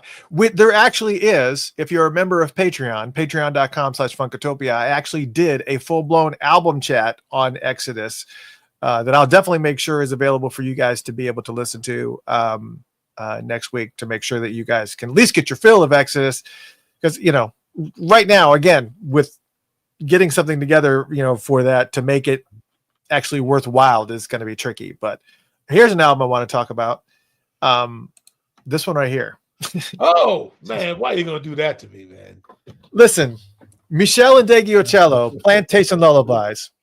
Well, forget what I was going to talk about. This is all right. Let me just say, it's so funny. I actually saw Michelle and Deggiocello, her appearance supporting this Plantation Lullabies album on Arsenio Hall when she was playing, and she was just she was just young and bouncy, and she was she's a very different person now. And we all change, obviously, but this album right here, I think you and I had this discussion that this stays in constant rotation in my. I have like certain CDs that I listen to religiously, like over and over and over again. Van Hunt's debut album, this one, Michelle and Deggiocello's Plantation Lullabies. There's certain albums that are just not. Can I just say this? Yeah, Peace Beyond Passion is no joke either, man. Yeah. Michelle's the next record after. Yeah, the one with. Well, I'm not going to say the F word on the air. I don't say it in my private life. Yeah, she's a monster, but she's just a monster. That record's incredible too, man. It's got a cover of Who Is He and What Is He to You by Bill Withers. Yeah, that record is one of the best sounding records I've ever heard. So yes. It's like it's Gene Lake's playing drums on it. I mean, oh man, that record is killing. I love both the records. Plantation Lullabies is really what set it off, though, man. I knew it's like, okay, we got somebody coming up who understands the funk, who understands harmony, who's, she's doing something nobody else is doing, and she's killing on the bass.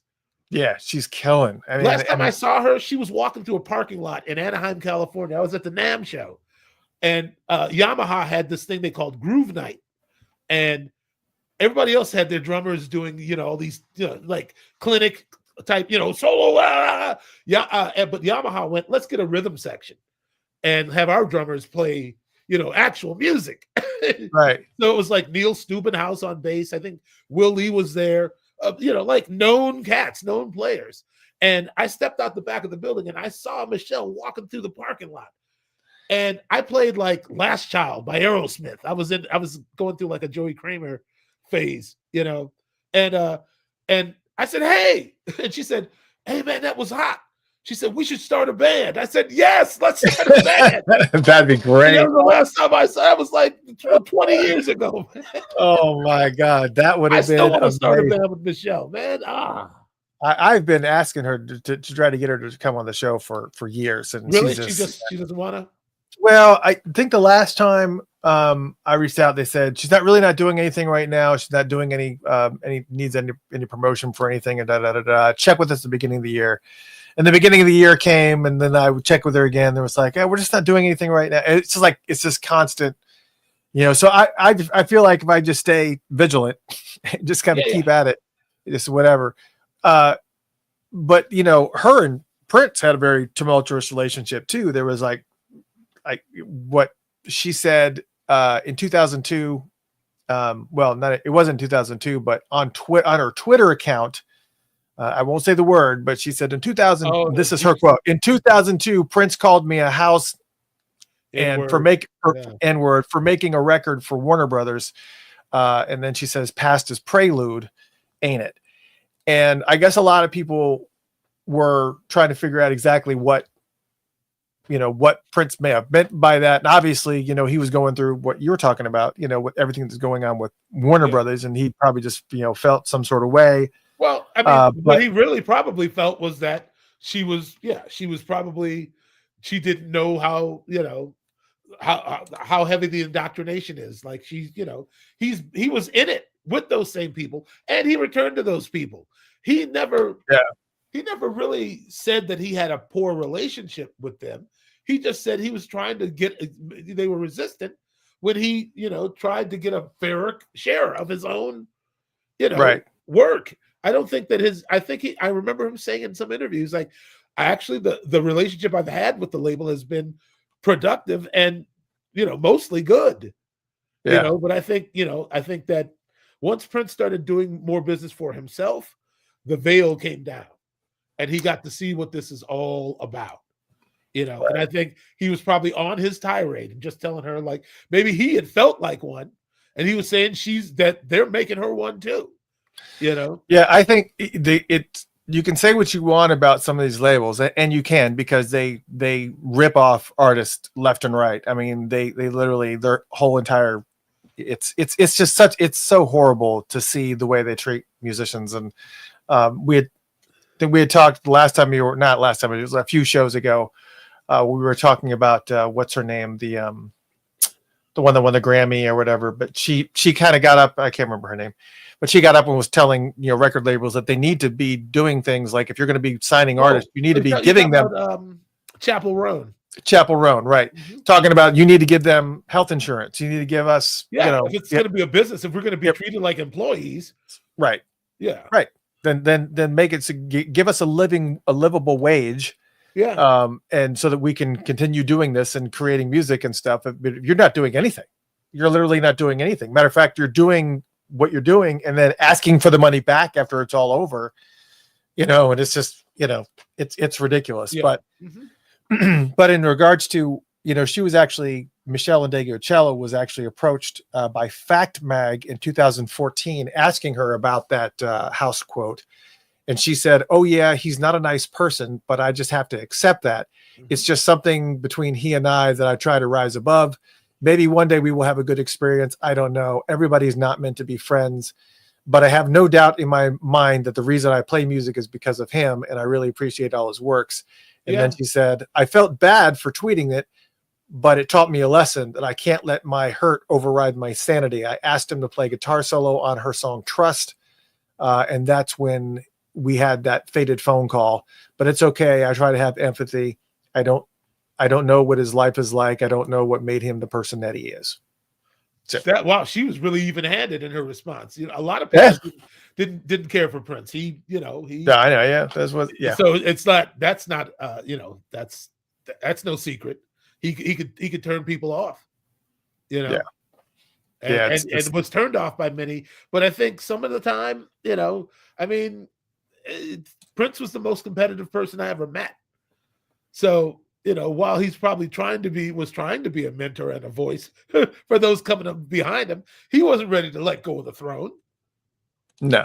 You know what I mean? Like, that instinct, that drive dies hard. Yeah, it does. So it absolutely does. You got to take all that into consideration if you want to try to understand it. But he could be an a-hole to anybody on any given day. So, it's just the truth of the situation. It's throwing shade or, a matter of being upset or not upset. He was just, the type of person who just said, I mean, all people say hurtful things sometimes. Yeah. Sometimes the truth just hurts, but sometimes people set out to hurt your feelings. Oh, yeah. You know what I mean? Yeah, exactly. And he had that in him. And, anybody who hung around him knew that, that Gemini energy, real or imagined, it was like you didn't know who was showing up, to rehearsal. We would wait and see.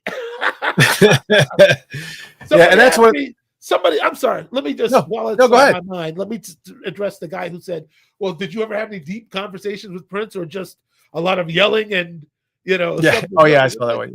No, listen.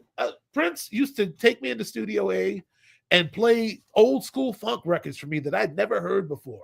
First time I heard "Fresh" by Sly and the Family Stone, Prince put it on the turntable in Studio A, and he let me explain what was going on. He was very generous in sharing information, sharing knowledge. So I mean, it's but I mean, you're talking about people who want something from this world and have to fight for it. It's like that's it can leave you a little bloodless sometimes. Yeah. You know what I mean? It's like I can't criticize that man's manner of being. He built himself from the ground up. Now it's up to the individual whether you want to endure or deal with a person who can be disposed in such a manner.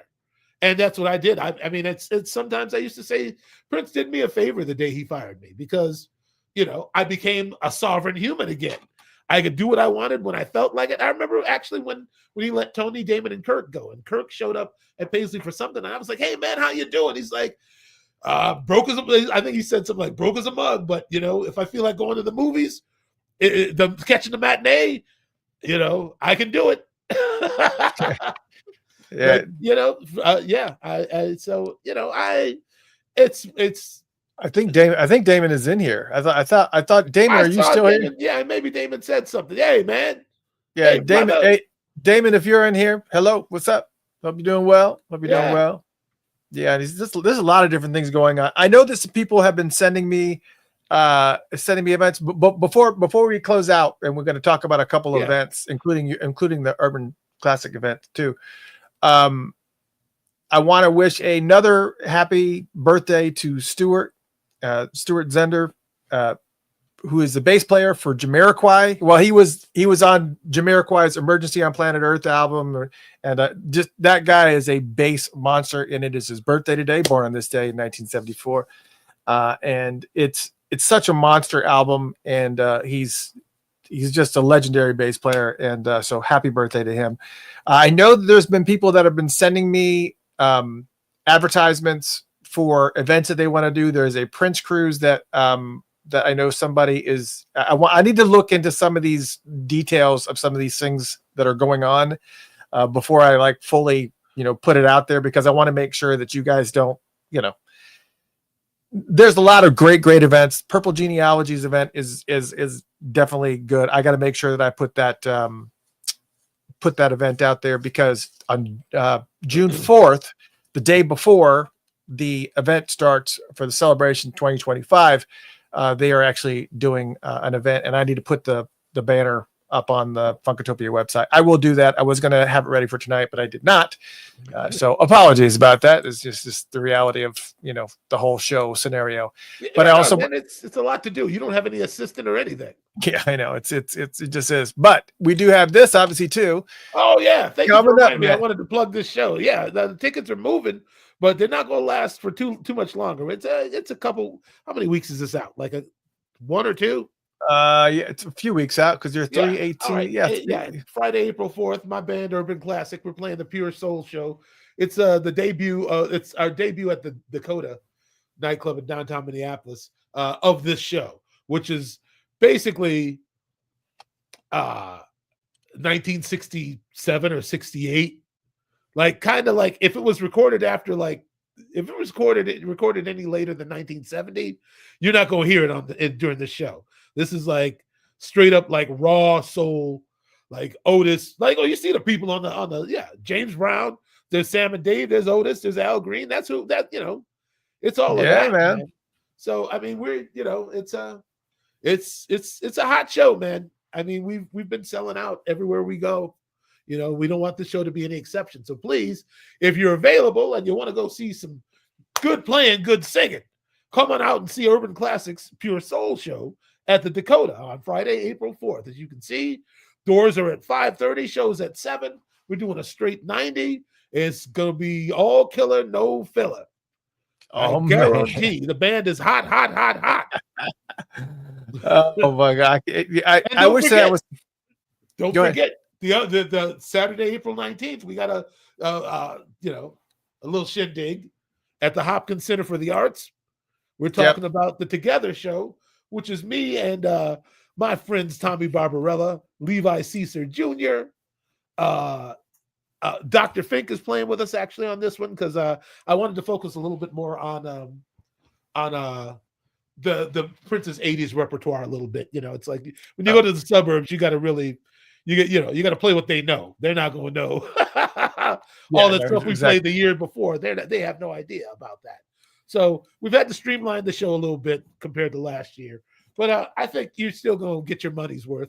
And it's there's always going to be a few surprises when you're dealing with, me as a musical director, because I like to stump people from time to time and give some of the real fans something special, So that's going to be fun. And yes, I will be there. I've already got my ticket. So if you guys are planning on going out there that weekend, that is the weekend of the anniversary of Prince's transition. Also, he passed away on April 21st, which is on that Monday. I won't be there the Monday. I'll be there Saturday and Sunday.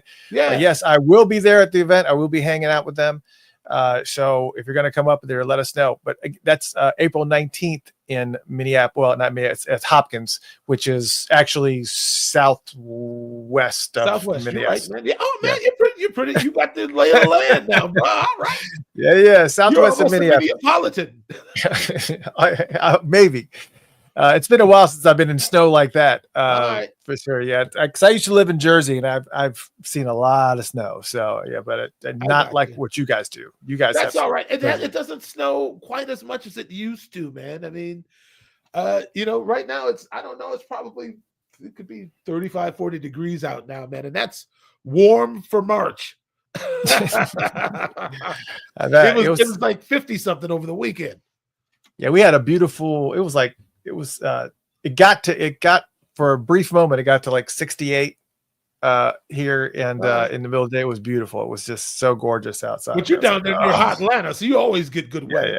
Yeah. Well, we had snow this year. We had snow a couple times this year, so which was really crazy. But I can't wait.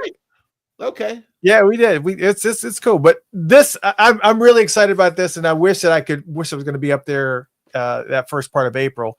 But I'll actually be in North Carolina that weekend. But I'll be up there for this. Yeah, I mean, just to see you and Tommy Barbarella and Levi cutting it up, man. Man. I mean, if the cats get to meet you and hang out with you, they might be more receptive to coming around a little more often. So, that's what I'm hoping. Let's bring the show on to the show. That's right, man, and just mix it all up together. Yeah, that's what we do. We should do a live pre-show before the show. I mean, I have to run it by people, make sure they're comfortable with that sort of thing. That'd be fun. I can. No, we're just spitballing, just having fun. Yeah. Hey, can I address this one question? This person. Yeah, absolutely. Hi all. Did Prince talk about the revolution with the NPG band members? Was Wendy and Lisa ever recorded or show up for rehearsal during your time with Prince? No, they never showed up at rehearsal. Wendy showed up at the Arsenio Hall show taping for the first show where we played Let's Go Crazy and Kiss and Cream and all of that. She was in the studio and she was there for sound check, and she heard we sound checked Purple Rain, and they had the backlight on Levi and he was playing. And as soon as we finished the sound check, she was like, that was me playing. That was, like she's, I know my sound. That was me, and we had a little sample in the box. We were getting a little support. Yes. She was right about that. Wow. But she seemed cool. I mean, one other time I met Wendy and Lisa at the Glam Slam in LA. I think we had played a show there. And I mean, they were always nice and cordial. I think Prince didn't talk about them too much. And anything he said that was not so nice, I'm not going to repeat here. But he did say that, that they were tight. Like they hardly ever made any mistakes. It was like a machine, Yeah, that's it. And yeah, I mean, I'm trying to figure out. Sorry, I've got like two things going on here. Yeah, I think okay. We'll do one more question from you, pal. You have a lot of questions tonight. What was the atmosphere when Prince came back with the Grammy Award in his hands? He probably didn't come in swinging it or anything. No, I mean he had a trophy room basically that was adjacent.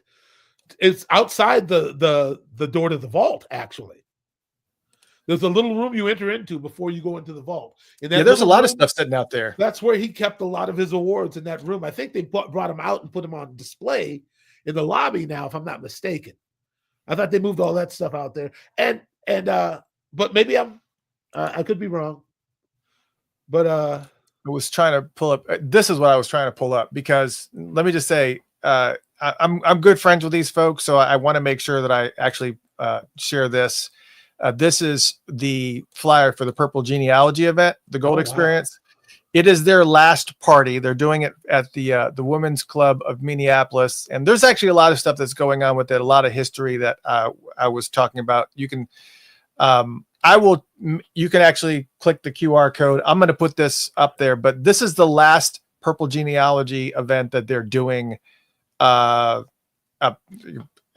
a lot of stuff obviously going on. Also with the Women's Club of Minneapolis, they're there's something going on with their funding too, so they may not be around long either. So there's like a whole bunch of things that are going on, but it's going to be a fun event. I will be there. I will be there June 4th for this event.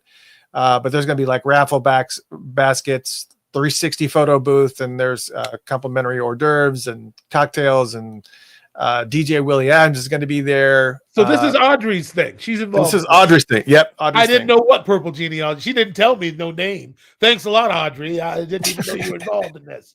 I figured it out a second ago. It's like, this is what she's doing. I got it. Okay, yeah, we're gonna talk, Audrey. Yeah, that's right. Yeah, that's right. So, anyways, so a lot of cool stuff going on. A lot of events happening as well. And again, I know that a good friend, Funkatopian Bonnie Freshour, is actually updating that website, celebrationtrip.com, or you can get to it by going to princecelebration.com, because not only if you happen to go to Minneapolis, not only will it be talking about these events that we've mentioned, like Michael Bland's events, and the Purple Genealogy events and all these things that are going on in around Minneapolis. So if you happen to go to Minneapolis, it is a great website to stop to figure out, hey, what purple things are going on in town when I'm here.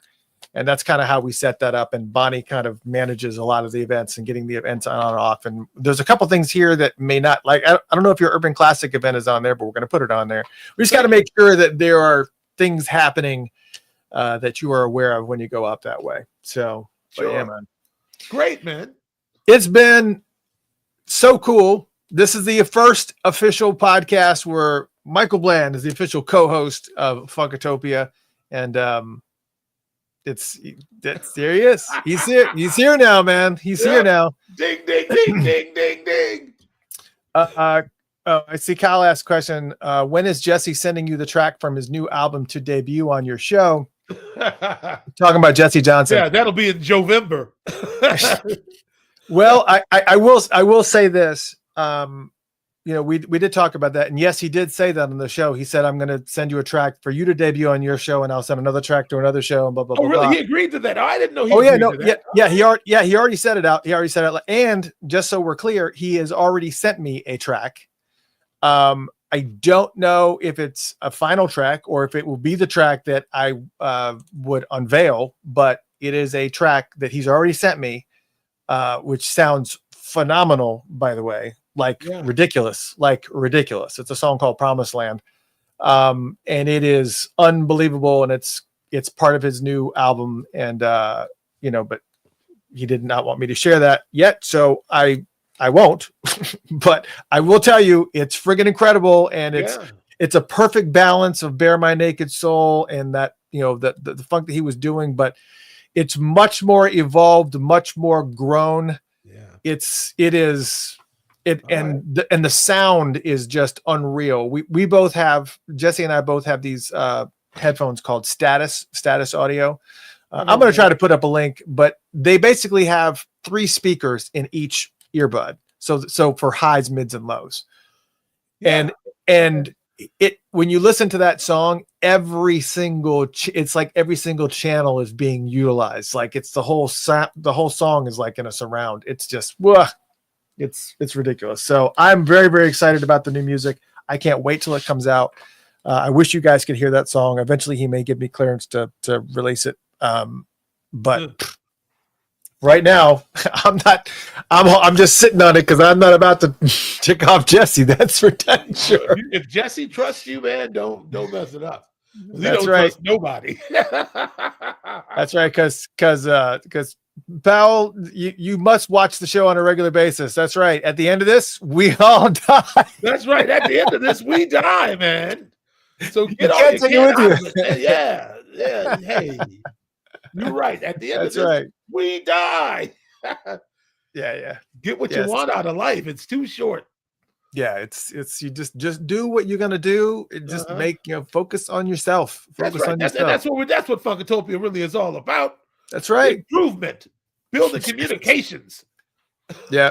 So we're going to be bringing a lot to you, and it's going to be most of the stuff we're going to be doing is going to be very, very beneficial to you folks, especially musicians that are out there.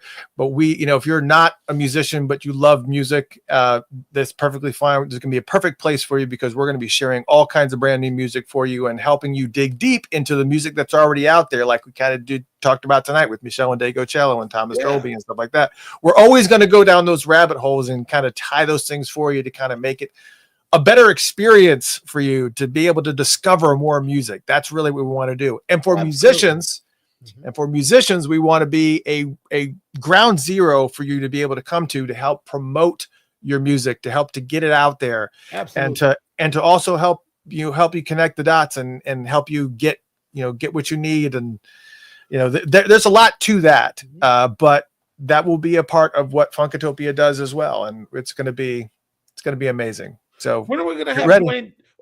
When's the last time Dwayne Tudor came on this show? It's been a few months. I love Dwayne. All right. Well, let's talk about having him back sometime because I'd like to talk to Dwayne. Oh yeah, absolutely. He actually has he has editing access to my entire Funkatopia Google Drive. I think I told you that. I'm not kidding. I literally gave him access to the entire Funkatopia Google Drive that has all the shows up there, all the things, because he needed to access some of the interviews and stuff for his books. Sure. So he needed to do a lot of transcribing and whatnot and see some of the stuff that was going on. And on top of that, I told him, I said, after all this, we die, right? So it's like, I'm assuming I'm going to die before you. I don't know.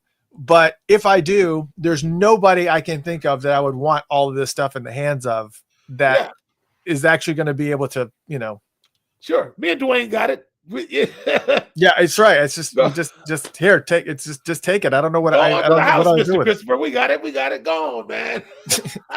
I'm not ready to go yet. Go on, bro.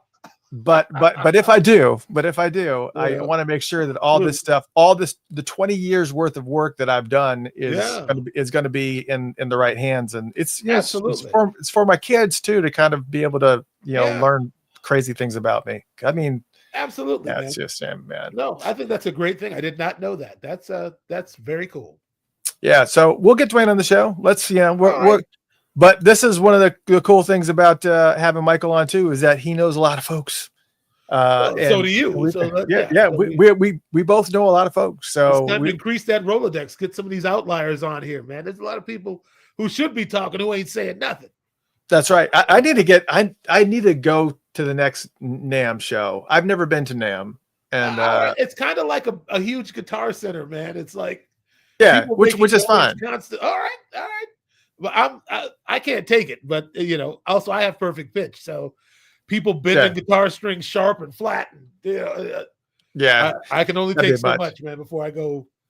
But you can also, you also have the opportunity to actually be able to meet and get in front of people that you wouldn't otherwise, be able to. A lot of great reasons. A lot of artists. Absolutely. Here. Paul Peterson, St. Paul Peterson, did some episodes for his what is it called? Funk Friday. Yeah. I think he did some interviews at the NAMM show with some real players, you know. Yeah. So, That'd be amazing. I love all of his Funk Friday shows, but they're short. I don't understand how he does them. I mean, I know how he does them, but it just seems playing music over the internet with multiple people doing it just seems problematic to me. But he's got the science down. I mean, I've seen people do it, but it's like just a lot of things that just cannot go wrong when you do it. Yeah, you know? sure. Yeah, I mean, have you done it before? Have, played in a band over online like that, like the Funk Friday setup where there's multiple people all online? Well, I mean, I was on one of the very first Funk Fridays. And Paul and I cut together at Creation Studio, which is like kind of the Petersons have a demo studio across the hall from John Fields' studio. And I was there recording with Paul for something for Oliver Lieber. And that ended up being one of the first episodes. But I mean, Oliver did his parts. I mean, it was the same format. It's just Paul and I happened to be in the same room that particular day. Right. Gotcha. But I don't get too much into music. For me is very, I like music is my whole life, man. It's the way I make a living. It's my social, situation. It's a lot. So, doing it in an isolated, isolated and away from everybody. It's almost, for me, it's that's not the way it's supposed to go. I mean, I could liken it to something else that people do online through platforms like this. It's never going to be like the real thing to me. Yeah, it's got to be more organic. It's got to be more organic. I don't have an OnlyFans account, but it's like still, you know what I mean? It's the same difference. It's like this is not something that's meant to, There's people out there that are into everything, man. So you could have an OnlyFans channel. Who me? You could have. Trust me, there might be people that I'm not. Yes, voyeurism is not my thing. I guess is all I'm really saying. I'd rather be interacting with somebody directly. There's no kids on this podcast. We're talking about what we're talking about. Yeah. We're talking about OnlyFans. That's what we're talking about. Well, not really, just in reference to it. I'm just saying, if you're gonna do it, let's get down. That's all I'm saying. But I mean, he has found a way to collaborate with people from everywhere. Doing it this way. Sora says, get Bootsy and Garrett Scheider on. Both of them have been on the show. Garrett's been on the show. Yeah. Garrett's been on the show like 3 or 4 times. Matter of fact, once a year I used to do a special event with normally around holidays where, because I realized that people are in depression. And there's like a bunch of, especially when it was closer post-pandemic. Yeah. I was doing a lot of things for mental health and actually brought on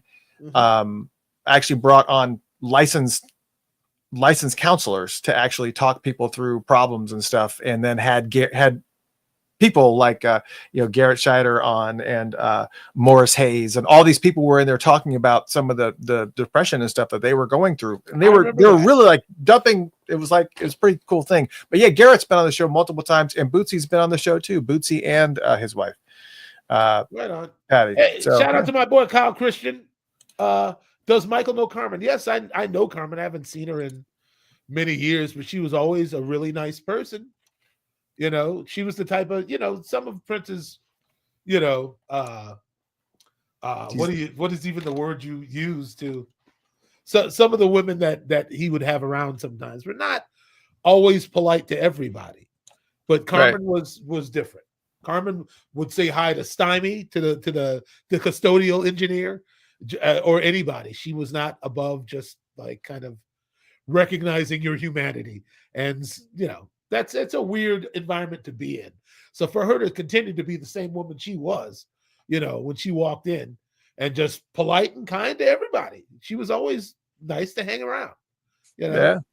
And I think I showed her Twitter account on the show like a month or so ago. And I wanted to try to I couldn't message her unless I was a member of unless I subscribed to her. There was some kind of weird, and I was just like, I need to get a message to Carmen because I would love to have Carmen on the show. So I subscribed because it was only $5. I said $5, and I can get the direct message to her saying, "Hey, this is everybody wanted Carmen to come on the show." And when I subscribed, the photos are very, very different. It's even on X, Twitter.com. X.com is an appropriate name for those photos. It was, so there's like and Carmen is still not bad looking girl. I mean, I'm married, but I'm not blind. She went straight from Prince's Camp to Baywatch. Right. We were all, I was like, what? Okay, girl, hustle, Yeah, she's got it going on, man. Yeah, I mean, yes. I mean, so it's she's no, I don't have one negative thing to say about Carmen. She was all cool to me. Yeah, she seemed like a really cool chick. Yeah. Sarah said Andre Simone, Brown Mark, Sonny T, Rhonda Smith, and Ida Nielsen. Every single one of these people have been on the show already, except for Rhonda. I've never had Rhonda on the show, but Ida's been on the show. Cool, man. She's very cool. Yeah, it's I really enjoyed playing with her. Actually, we've been on some sessions out in Los Angeles. I think she was the reason why I ended up on them, because I think she recommended me for a couple of things, and I was like, hey. So me and Rhonda, we get along real well. Me and Kat Dyson, she's the coolest, man. Yeah, Kat. Yeah. That's it. Rest in peace. Yeah, it sucks. It sucks, man. We just lose too many people. It's just too many people leaving. Yeah, but we've invited all these people. I know Revolutionary Exists asked Wendy and Lisa. I've asked Wendy and Lisa multiple times, and I've actually been working on it from another angle. I've got some other people that actually talk to them on a regular basis. So I think Wendy and Lisa would be a good guest because of the fact that we know that they should know that it's not going to be a Prince heavy show if I have them on, because I have enough to talk to them about. That doesn't have to be the core of what I do. And I think that they may be getting, maybe they might feel like, because they are so accomplished and they have such amazing, and this is the 30th anniversary was it the 30th anniversary or the 35th anniversary of Eroica? So it's like, there's things I want to talk to them about, like Fruit at the Bottom and all that stuff. Yeah. And I mean, there's so many amazing albums and that I want to talk about them. I want to talk about their work and all the soundtrack stuff that they do. Man, there's so much to talk about with Wendy and Lisa. It's like I literally could easily do a 3-hour show on you guys and not talk about Prince one time. So I could do that. The audience would kill me, but I absolutely could do a show to actually give you guys your flowers. So I keep putting the word out to Wendy and Lisa. Same thing with Morris Day. Same thing with Morris. There's so much to talk about with him, with just all of his solo albums and all the works and stuff that he's done and all the challenges that he's had, posthumously since Prince's passed, with the time and everything else. And I could talk about his stuff in his acting career, and there's so much to talk about with Morris that just people they get him on the show when they don't talk about it. It's like, okay, there's way more to him that you guys just aren't asking. So. Yeah, no, I agree. I'd have a few questions that have nothing to do with Prince myself, actually. Yeah. I'm much more interested in where did they, was it really I'm really interested in what their actual primary musical influences are. Oh, I'm sorry, you said Kat Dyson. Kat Dyson is still alive. I was puzzled about that. That's why I was talking about. Yeah, I was talking about Kat. All right. That's all right. Okay. Yeah, I was talking about the other kids. My apologies. Oh, yeah, man, I kind of freak people out. You had me like Sidney Brady over here looking at the going the internet. Is Kat Dyson still alive? See, this is how it happens, man. Yes, indie face. See? Yes. And then Kat's going to be, look up and somebody's going to say, I died. Victor, yeah. I was talking about Cat Glover. Why are people bringing up a bass player after bass player?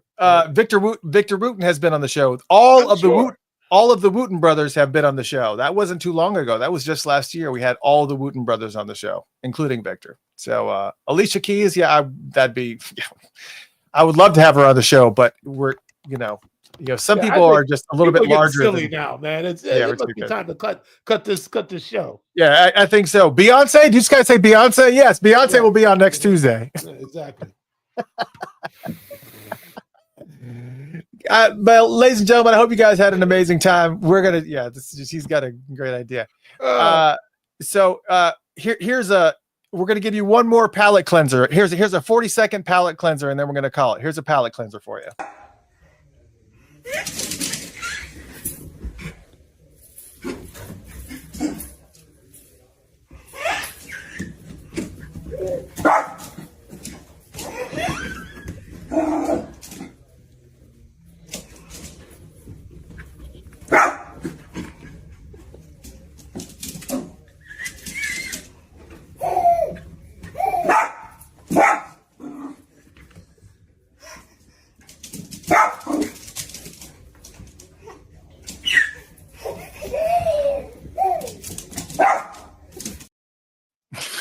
There's your palate cleanser. No, all right. Just random shit. That's what we're going to be doing right now. And let me say something, because these people are just trying to. They're just digging all of these people out of the crevices in their teeth now. It's like everybody ain't good in an interview format. They think because we got the magic that we can just make anybody. Some of these people are real introverts, man. Musicians are weirdos. Everybody doesn't make a good guest. That's all I'm going to say about that.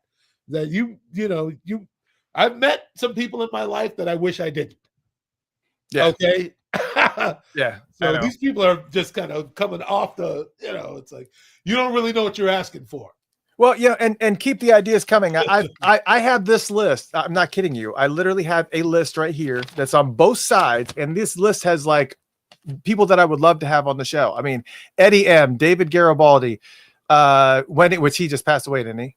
I think I started, so that must be Wendy and Lisa, David, Nile Rodgers, George Benson, Chaka Khan, Ray Parker, Stevie Wonder, George Clinton, Verdine White, Larry Blackman, Maceo Parker, Nona Hendrix, Ronald Isley. I mean, like literally Angela Windbush, Charlie Wilson, this whole entire list. I literally keep this list here as like a vision board of where I'm going. And I've actually been blessed enough to mark some of these off. Yeah. So like Greg Boyer and stuff like that. So it's, we're going to keep on keeping on. That's right. Anyways. Yeah, man. Okay. Yeah. I'm just saying it's getting a little silly. Yeah, it's always getting silly. Yeah. Ladies and gentlemen, I hope you had a good night tonight. We'll probably we may see you next Tuesday, maybe not. We've been playing it by ear when we do these free for alls. If there's something to talk about, then we'll come on and we'll talk about it. But we got to be strategic. We got to make sure that every single time that we do these shows, we've got something to give you. But tonight we did have something to give you. The first appearance of the official co-hosting chair, Michael Bland of Funkatopia. As I said, brother, WTF? Welcome to Funkatopia, man. It's been. Are you sending me my mug in the mail? Yeah, I'll send you a mug. Yeah, I'll send you a mug. Absolutely. If we're really doing this, oh yeah, absolutely. Absolutely, we'll send you. And I know a couple people have been asking about this shirt. I literally made this shirt today, which is just the Funkatopia logo, and it's the long Funkatopia logo. Yeah. But a lot of people have been asking about it. If you guys are in it, I'll put it on the store the next week or so, and let you guys order it, and I'll make every one. So it's going to be, because you have to make it because it's got really strategic positioning that t-shirt companies won't do. They won't do stuff all the way up there. So anyways, Good night, everybody. I hope you guys had a good time. If we didn't get to your question, it's all right. We still love you. It's all good. Yeah, that's all right. Good night, everyone. I'm Mr. Christopher. This is co-host Michael Bland. We'll see y'all in a week or so. Who knows? Yeah. Adios, amigos and amigas.